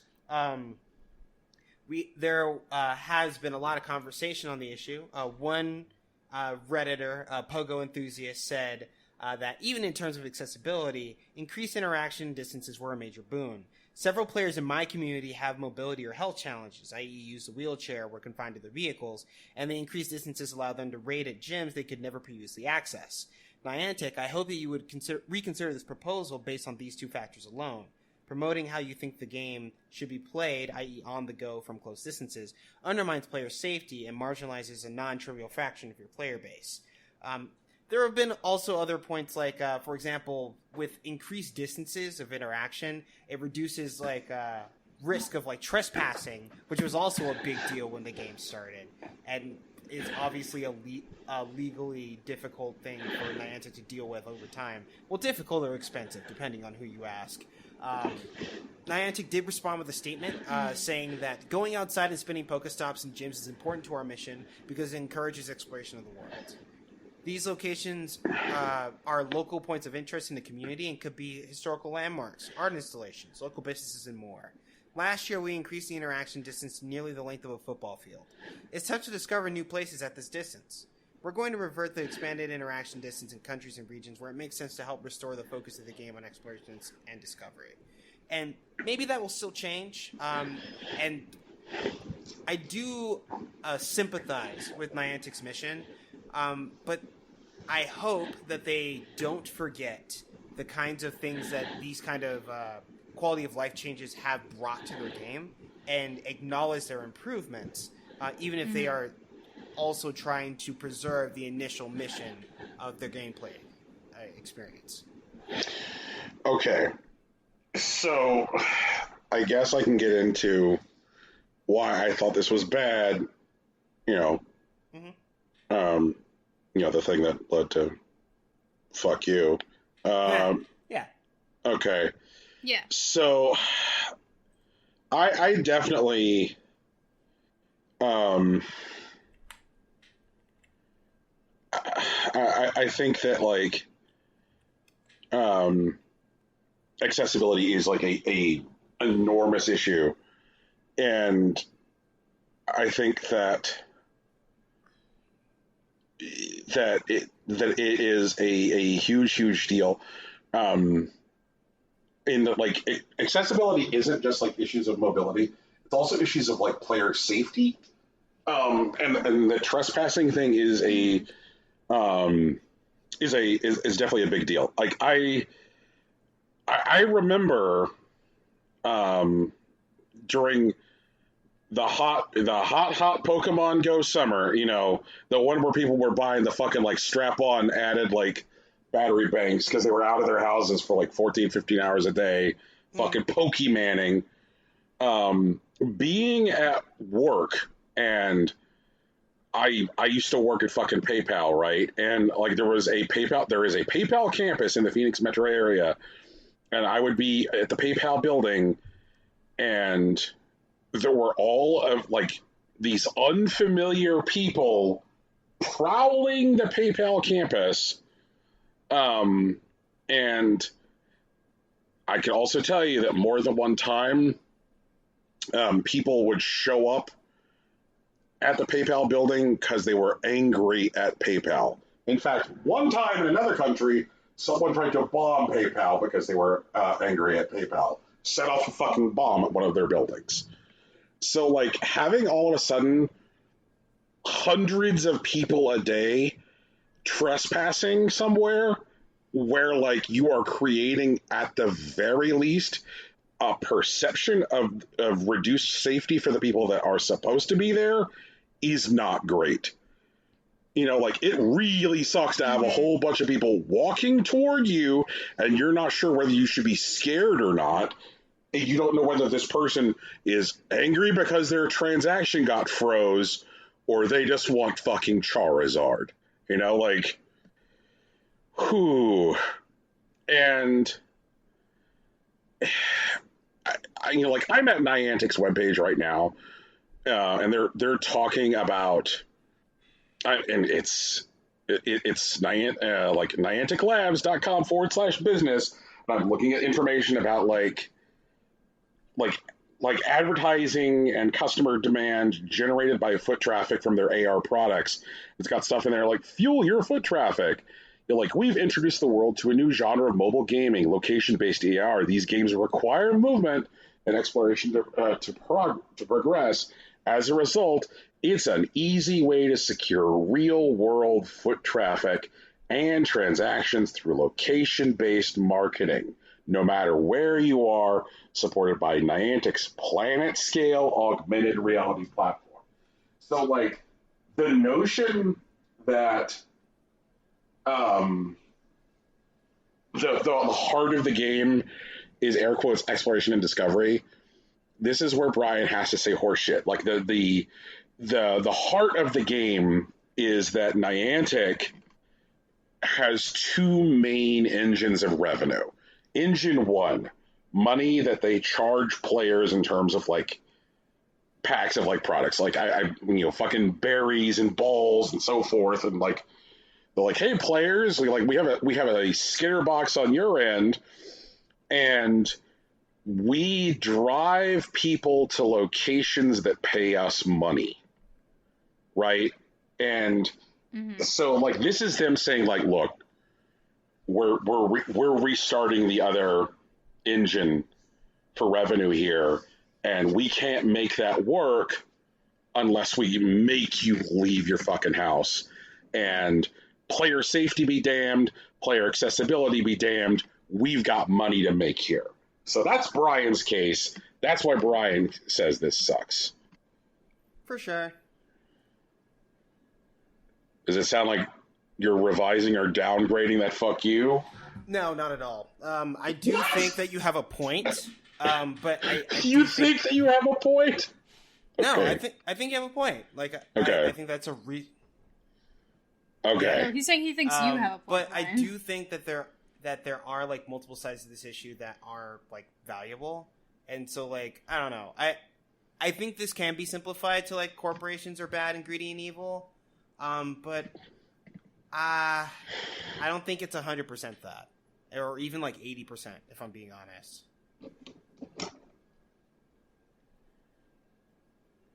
Then, like, I guess, how do you solve for both? How do you let them be greedy and evil and also preserve player safety and player accessibility? Well, like, that's the thing. I think, like, the distance probably has to be less than a football field, which is, what, 300 feet? I think there is some middle ground between, like, 30 feet and 300 feet. Like, there clearly is. Whatever that is a different thing. And to be honest, like, while I definitely played Pokemon Go for a long time, I know, like, a lot of the people that, like, Niantic was taking money from were places people were already going anyways. Like, people, like, Starbucks didn't get new customers because of Pokemon Go. Like, maybe Sprint did, you know? But, like, a lot of those, I don't know. Like, I need to see their numbers, I guess. Like, I mean, if Sprint did, they didn't get enough to keep them from being merged with T-Mobile, so. And so, like, I think, like, their like, global AR paradigm, like, ad revenue, plan is valuable. It's definitely a lot more money than I'll ever see. But, like, I'm not sure if that's, like, their impetus in, like, getting people to move closer to the stops as they're, like, placed on the map. I think it could be a factor. I absolutely believe that, but I don't believe that's their driving principle. It doesn't make sense.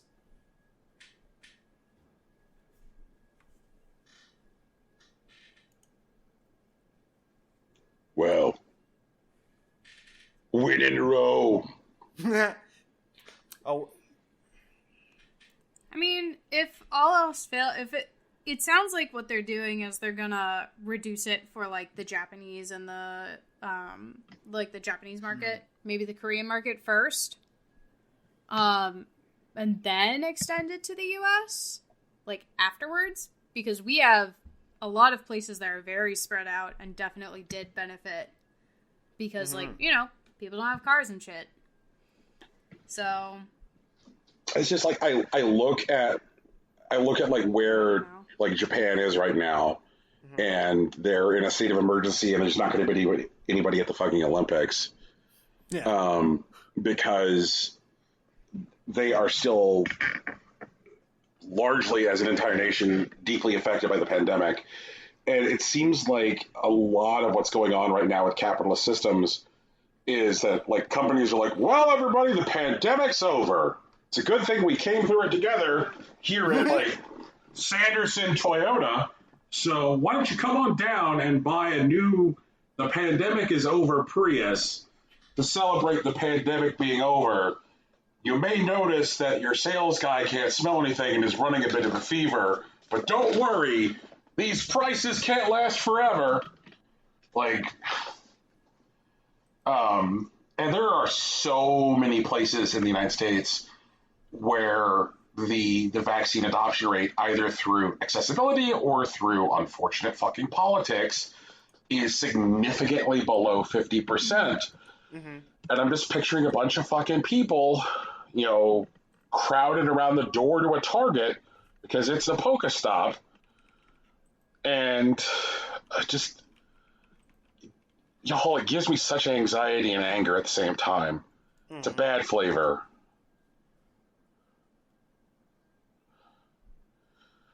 I mean, it definitely is, but all we need is for, the U.S. to go back into shutdown, and they'll shut the fuck probably. up about it. It just seems like stuff like this is going to exacerbate it, and it is going to get us closer to that shutdown moment,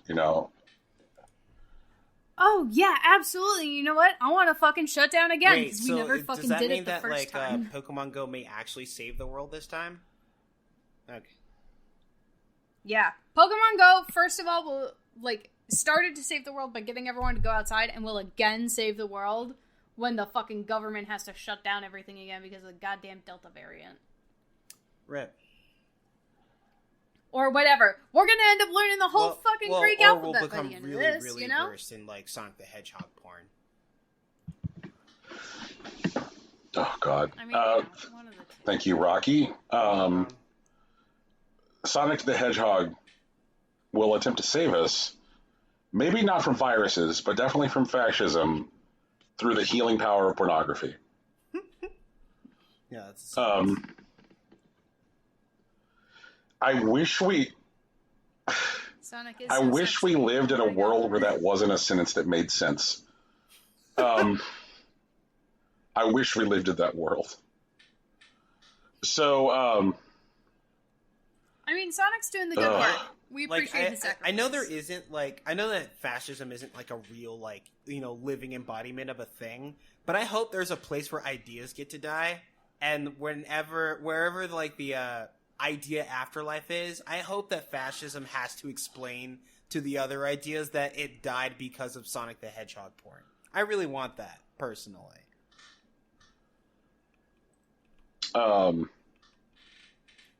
So, speaking of fascism, Donald Trump launched his new social media network. Mm-hmm. It is called Getter, because of course it is. And much like Gab, it's just fucking Mastodon. It's just a deeply isolated island of Mastodon. And it's set up to function exactly like Twitter.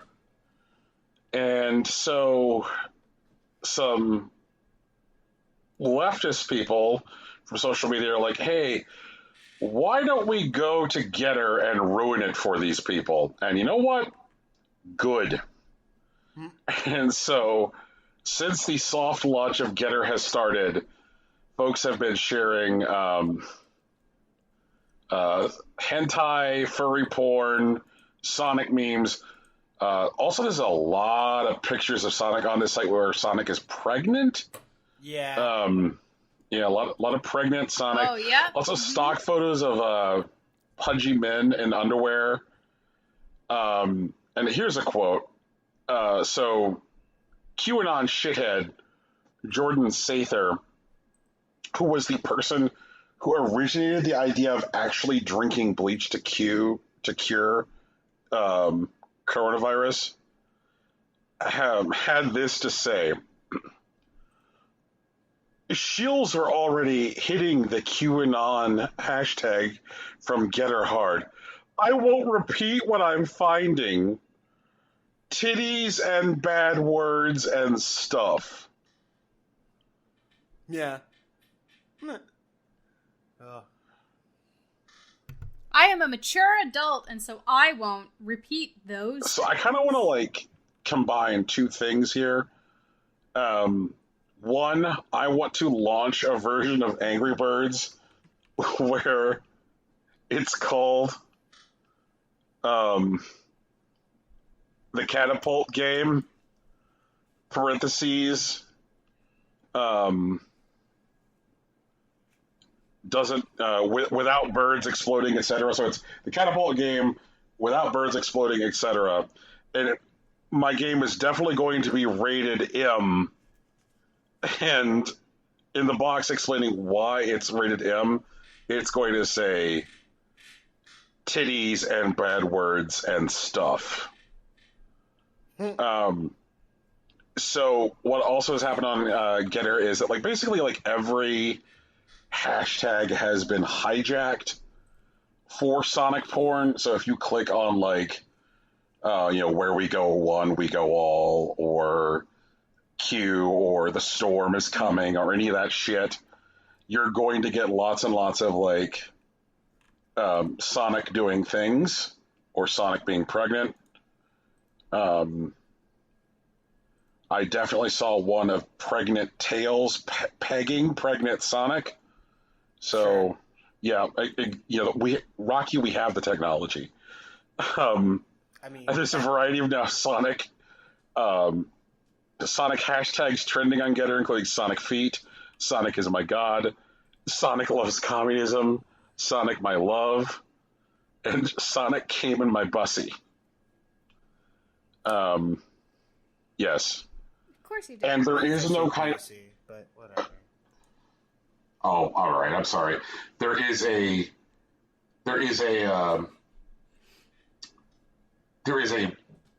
wrestling tag team which uses the term and intentionally mispronounces it. Sorry, I defaulted to that.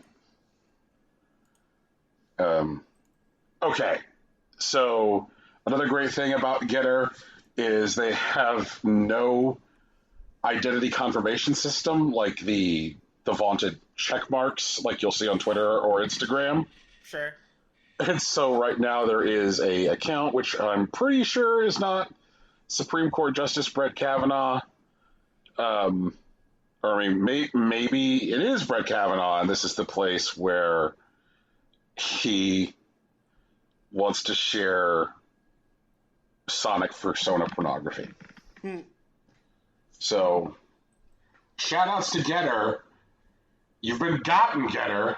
Congratulations. God. I mean, don't make a Getter unless you're prepared for it to get got. Yeah. I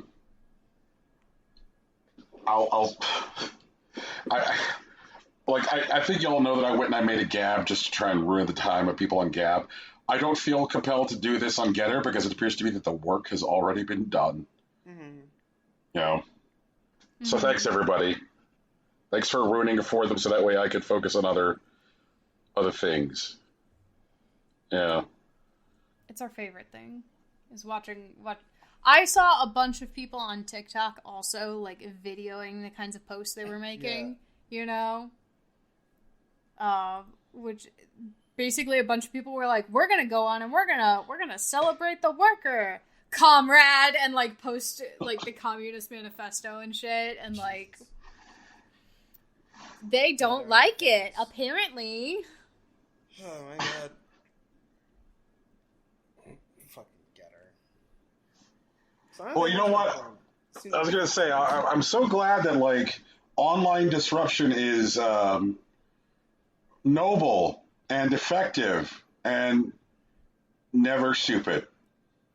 Yeah, mixed bag. Actually, I don't know how I feel about this one either. Well, anyways, the story is Apex Legends last week, actually on the 4th, if I remember correctly, was hacked by Titanfall players who were attempting to bring awareness to hacking in Titanfall. As accounts go from Kotaku and PC Gamer, players across social media outlined a hacking attack on Apex Legends servers that left the game unplayable. Instead, whenever you try to choose your game mode to like duos or what have you, you would be left with a message about Titanfall, which is Respawn's previous game series. The message read, "Save Titanfall.com. TF1 is being attacked, so is Apex." And also, players also received an important message after completing a match saying, "Visit and repost SaveTitanfall.com." Now, SaveTitanfall.com is a website and also has a Discord associated with it. But they have stated that they have no connection to the recent Apex Legend attack. Actually, SaveTitanfall.com is a website that's been up for a few months, designed to draw attention to Titanfall, a game which has generally been unplayable for years due to hackers who take down the servers and spam lobbies that start with bots. And Titanfall is a multiplayer-only game, and so it makes this game that is available for purchase just about everywhere generally unplayable. And every few weeks, there's some uptime that people are able to play the game that follows a short response from Respawn where they say something to the effect of, "Help is coming, we're working on this." And then it goes back into the unplayable mess that it is. Servers have been dropping in and out, and that's been happening since about 2018. And the outages started long before Titanfall made it to Steam last year. So it's not like this has been really a new issue, but someone decided to just make a point of it on the 4th. The attack spread from PC, which is just kind of a liability of playing games on PC. Like, you are vulnerable to hacks. But it also showed up on PS4 as well. Respawn made a statement the following day once they got the servers under control, saying that the attack, while disruptive, has not put players' personal information or accounts at risk. But, yeah, like, I mean, it sucks that Titanfall's unplayable. It's really weird that it's up for sale. Like, well, not weird that it's up for sale, but that it's up for sale and no one's really done anything about it. I wonder if Respawn would get sued over it. Because, I mean, it sounds like the Save Titanfall people may actually have a case. But taking it out on Apex is definitely very childish, and it doesn't even seem to have worked. But honestly, I don't know what I would do to try to get EA to listen to me. I couldn't even know where to start.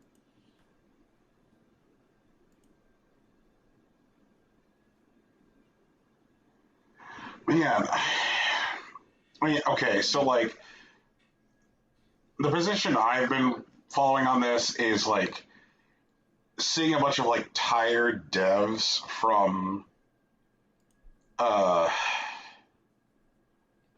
Respawn being like, you fucking assholes.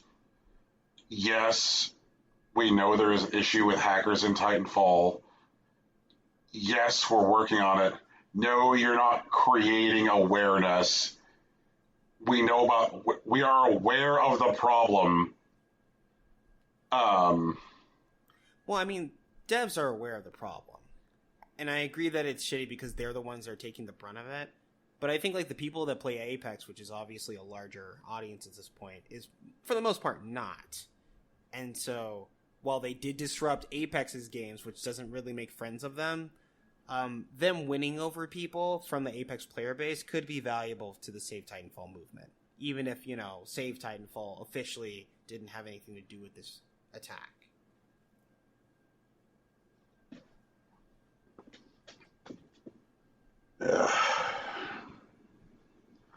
Just like, when they shut down Apex on the 4th, all it meant was, like, a bunch of Respawn devs who were trying to spend the holiday with their families got called into fucking work. Like, I agree with that.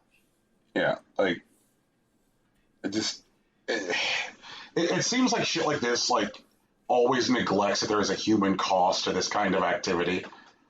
Like, you're hurting actual real people, like, and, like, the one commodity you can never get more of is time. And so when you're like, oh, I can't play Titanfall online, and I'm going to, like, insist on this, like, weird belief that, like, Respawn doesn't know or doesn't care, like, which neglects a couple different layers of things. One, Respawn is now a wholly owned subsidiary of EA. EA bought Respawn. Right. And so, it could simply just be that, like, somebody somewhere further up an EA food chain is like, we're not going to allocate the additional like manpower resources to fix this Titanfall problem because we want you to continue like cranking content for Apex because Apex is making a shit ton of money. Right. And like, I think that's it. Go ahead. I feel like a protest response saying we're going to make sure that our anger costs EA money and we have a clear demand to respond to it. Fix Titanfall. There are plenty of people who do that already. I'm not sure if they're right. Yeah, it doesn't fix the but problem they're that definitely they're having. hurting All it people does is other ensure than, that like, they're not EA going to make another Titanfall. But I'm not sure how they could hurt EA directly in this particular scenario. That's what I was saying.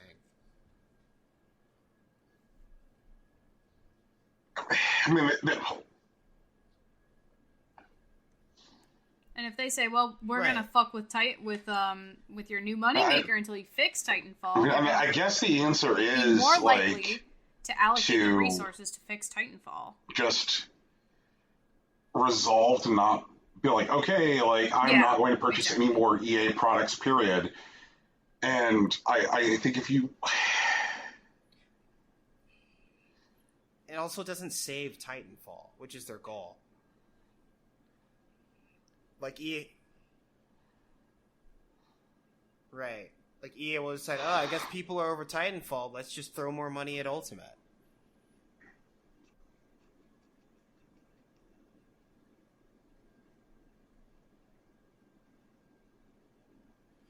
Like,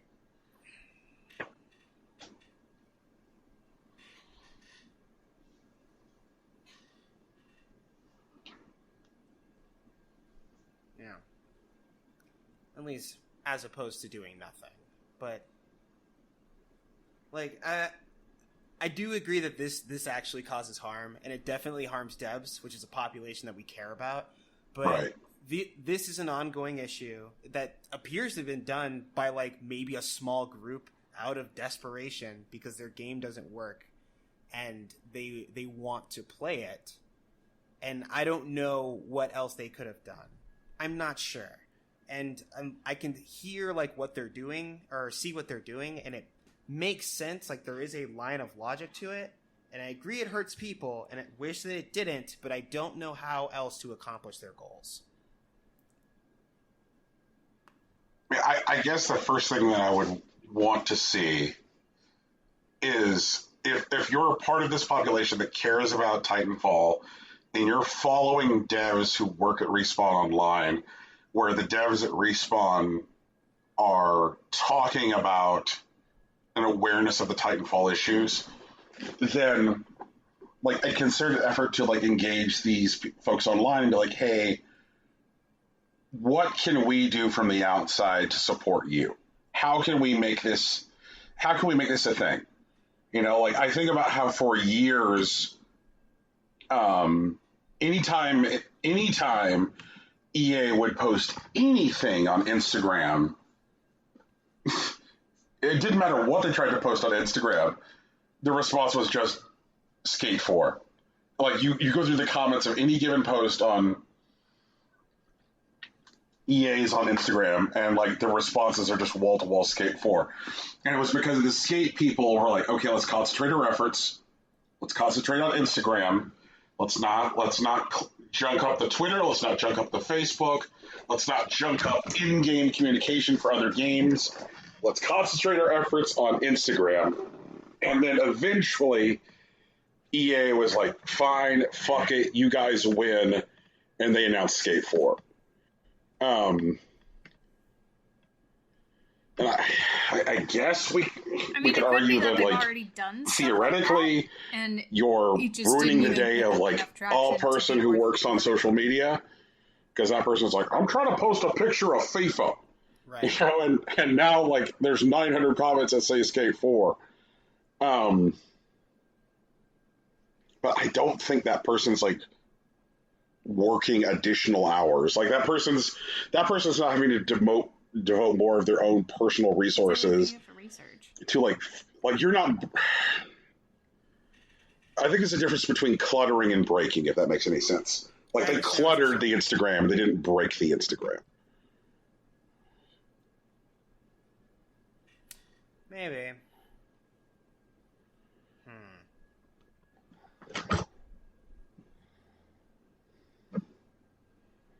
Gotcha. Maybe. I mean, it's been going on for at least 3 years. Yeah, speaking of blue boxes, E3's not over yet, folks. Oh, we all thought it was. Maybe I'll dig more into we all this. wished it I have was, another thing I have to it's research not. anyway, so this can't be that. Maybe at the end of this month, though. So Sony's done their second state of play of the E3 season. Dig into this blue the box first one they did thing. was before E3 actually started, and it was just Horizon I've been Zero asked by Dawn. a couple people or not to really Horizon Forbidden dig West. through the whole fiasco. I'm pretty This one sure went this is over just some the small other indie games studio that would have been and Kojima presented isn't at actually E3 fucking if with they'd us, been on a stage. But apparently there's some history It was on the side of still the boring as conspiracy hell. theorists, so I gotta dig into it. I don't know. I'm not sure what they need to do to make them better. I don't believe. Speaking I of blue genuinely boxes, don't believe Tegan. that PlayStation wants to throw a person in front of a screen, the way that Nintendo and Xbox have been doing. So we'll see. But they talked about the other games that are coming out through the end of this year, beginning of next. The ones that I'm interested about, because that's how we did the E3 stuff. Moss is getting a sequel, Moss 2. Looks really cute again. Sifu, which we were excited about last time, is being pushed back until 2022. Honestly, fair and fine. The Death Stranding Director's Cut has a release date. It's September 24th, so 2 months? About 2 months from now? Yeah! It's gonna be a cargo launcher. It's gonna be fun. And they ended up finishing the show with 9 minutes of Deathloop gameplay. Deathloop still looks great. I don't think I'll be able to play Deathloop myself. I think I'm gonna have to rely on Alex playing it and me watching it. Just because I'm not super great at first-person stuff. So it does look so cool, and like, just the whole thing looks like it's. I think that one's gonna be like a really strong GOTY contender for everybody when it comes out. Cargo launcher. Mm-hmm.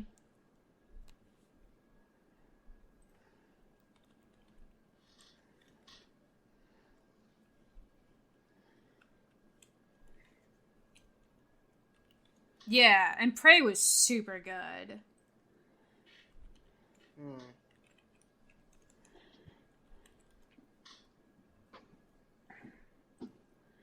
It looks so fucking cool, doesn't it? Just like,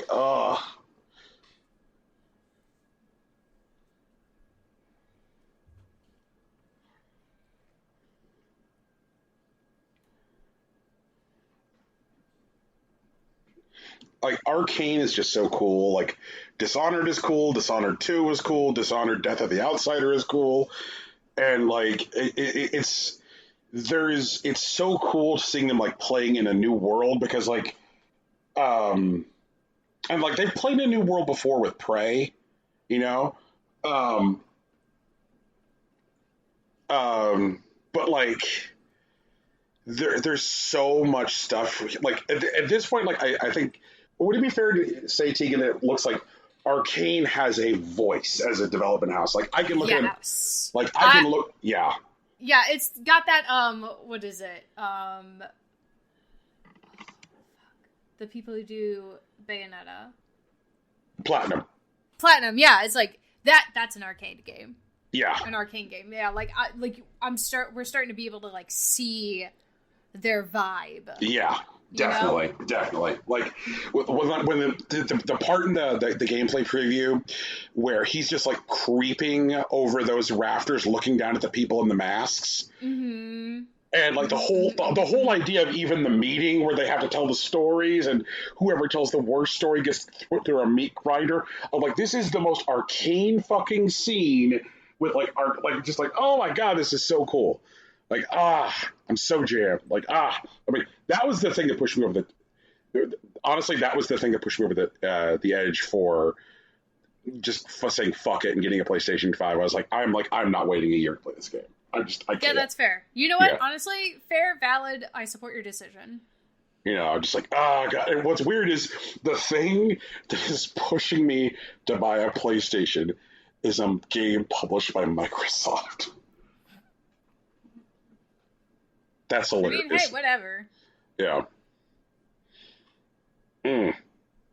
Looks cool. I think it just means that, like, you know, Microsoft knows video games. Yeah. Yeah. I think Sifu still looks really fucking good. Oh, yeah, for sure. Yeah. I'm really excited about Sifu. And I'm curious if Moss Book 2 is going to simul-launch on Oculus Quest, because the first one launched on both PSVR and Oculus Quest at the same time. Mm-hmm. So I guess I'll just have to like stay tuned for like the next like Oculus Direct to find that out. Yeah, I think if they do say it, it'll be either closer to launch or the next time that like Oculus comes out and tells you stuff. Yeah. There was one game that you didn't mention that did catch my eye. Like, I totally agree. I thought that for the most part the presentation was like entirely like dull and lifeless, and I was like, yep. Like I don't have any advice for them though. I don't, like, without knowing specifically like what their marketing meetings look like. I don't think I can be like, here's how you fix your direct presentation and make them not snooze fest. Because right now it feels like it still feels like someone from corporate communications is going through a slide deck. You know? I agree. And like there was a game which like I think like is an interesting game, but just like the way that they presented it didn't seem interesting, which is like Lost Judgment, which is like another Yakuza game. And I'm like, how do you manage to make a Yakuza game look boring? Like that takes work, you know? They just made it look thick. Yeah. Does that make sense? I think not so. Like not thick with 3 C's in a good way, like dense. Right. But they showed a game where I guess like they did more of what they didn't do for most of the other games, which was like let the devs talk, which was Jet, which I thought looked interesting. Like the devs were like very, very intentional in talking about like the way that this is going to work as an exploration game. Like you're going to focus on like leaving no trace on these worlds. Like you're like it's all about like not harming local ecology. There are no air quote combat solutions. That all of the things that you encounter like have to be solved peacefully. There is no combat. You leave no traces. And it just seemed to be like very like philosophically different from even stuff like No Man's Sky. And I was just like, that seems really interesting. And they managed to show just enough of Jet and let those people talk enough that I was like, all right, I think I'm interested in this. Apparently Sony's going to do another presentation next month, which is going to focus on like AAA stuff. Like this was supposed to be like Deathloop plus indies, which meant I thought that like it felt weird that they like jammed 2 Sega games in there, but like but like next month is they're like, look at AAA titles. And so like, who knows? Like, I wonder if we'll see more Horizon at the thing next month then, since it's like a look at AAA titles. I think that the reason we didn't get the Horizon release date last month, month before last, was because they want to know when Breath of the Wild 2 is coming out. And now that they know it's not coming out until 2022, there's like a couple of easy windows they can stick it in. And so they just have to make sure that Forbidden West doesn't come out in those windows. And it should be fine. Like beginning of March or November are probably when Breath of the Wild 2 is going to come out. You know? So they just got to make sure to avoid those spots and they'd be golden as far as I'm concerned. Well, I mean, AAA video games love 2 times a year. Tax refund season and Christmas. So I wonder what else they'll show. Like what it's like we haven't seen much of this God of War, right? Like they have that announced God of War game, which we still haven't seen much of. I wonder if we'll see more of Unity. Is that what it is? Is that the new Assassin's Creed? The living world Assassin's Creed? Infinity. Thank you. And then there's that Square Enix game, that PS5 exclusive,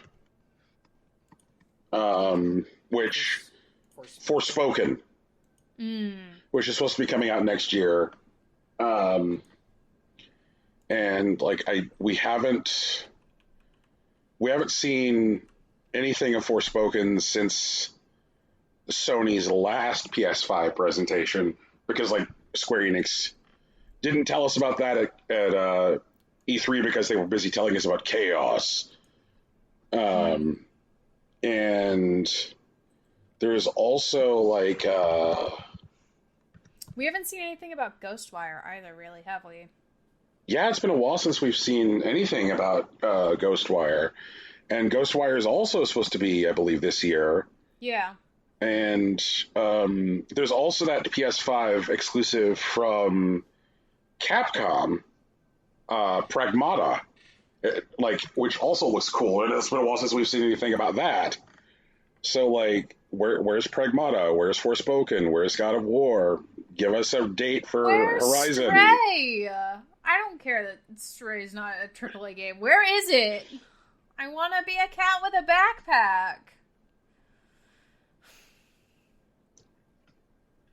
When do I get to play as a cat with a backpack? I strongly endorse this and agree.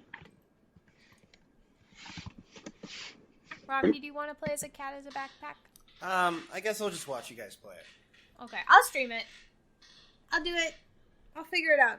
I'll get the technology.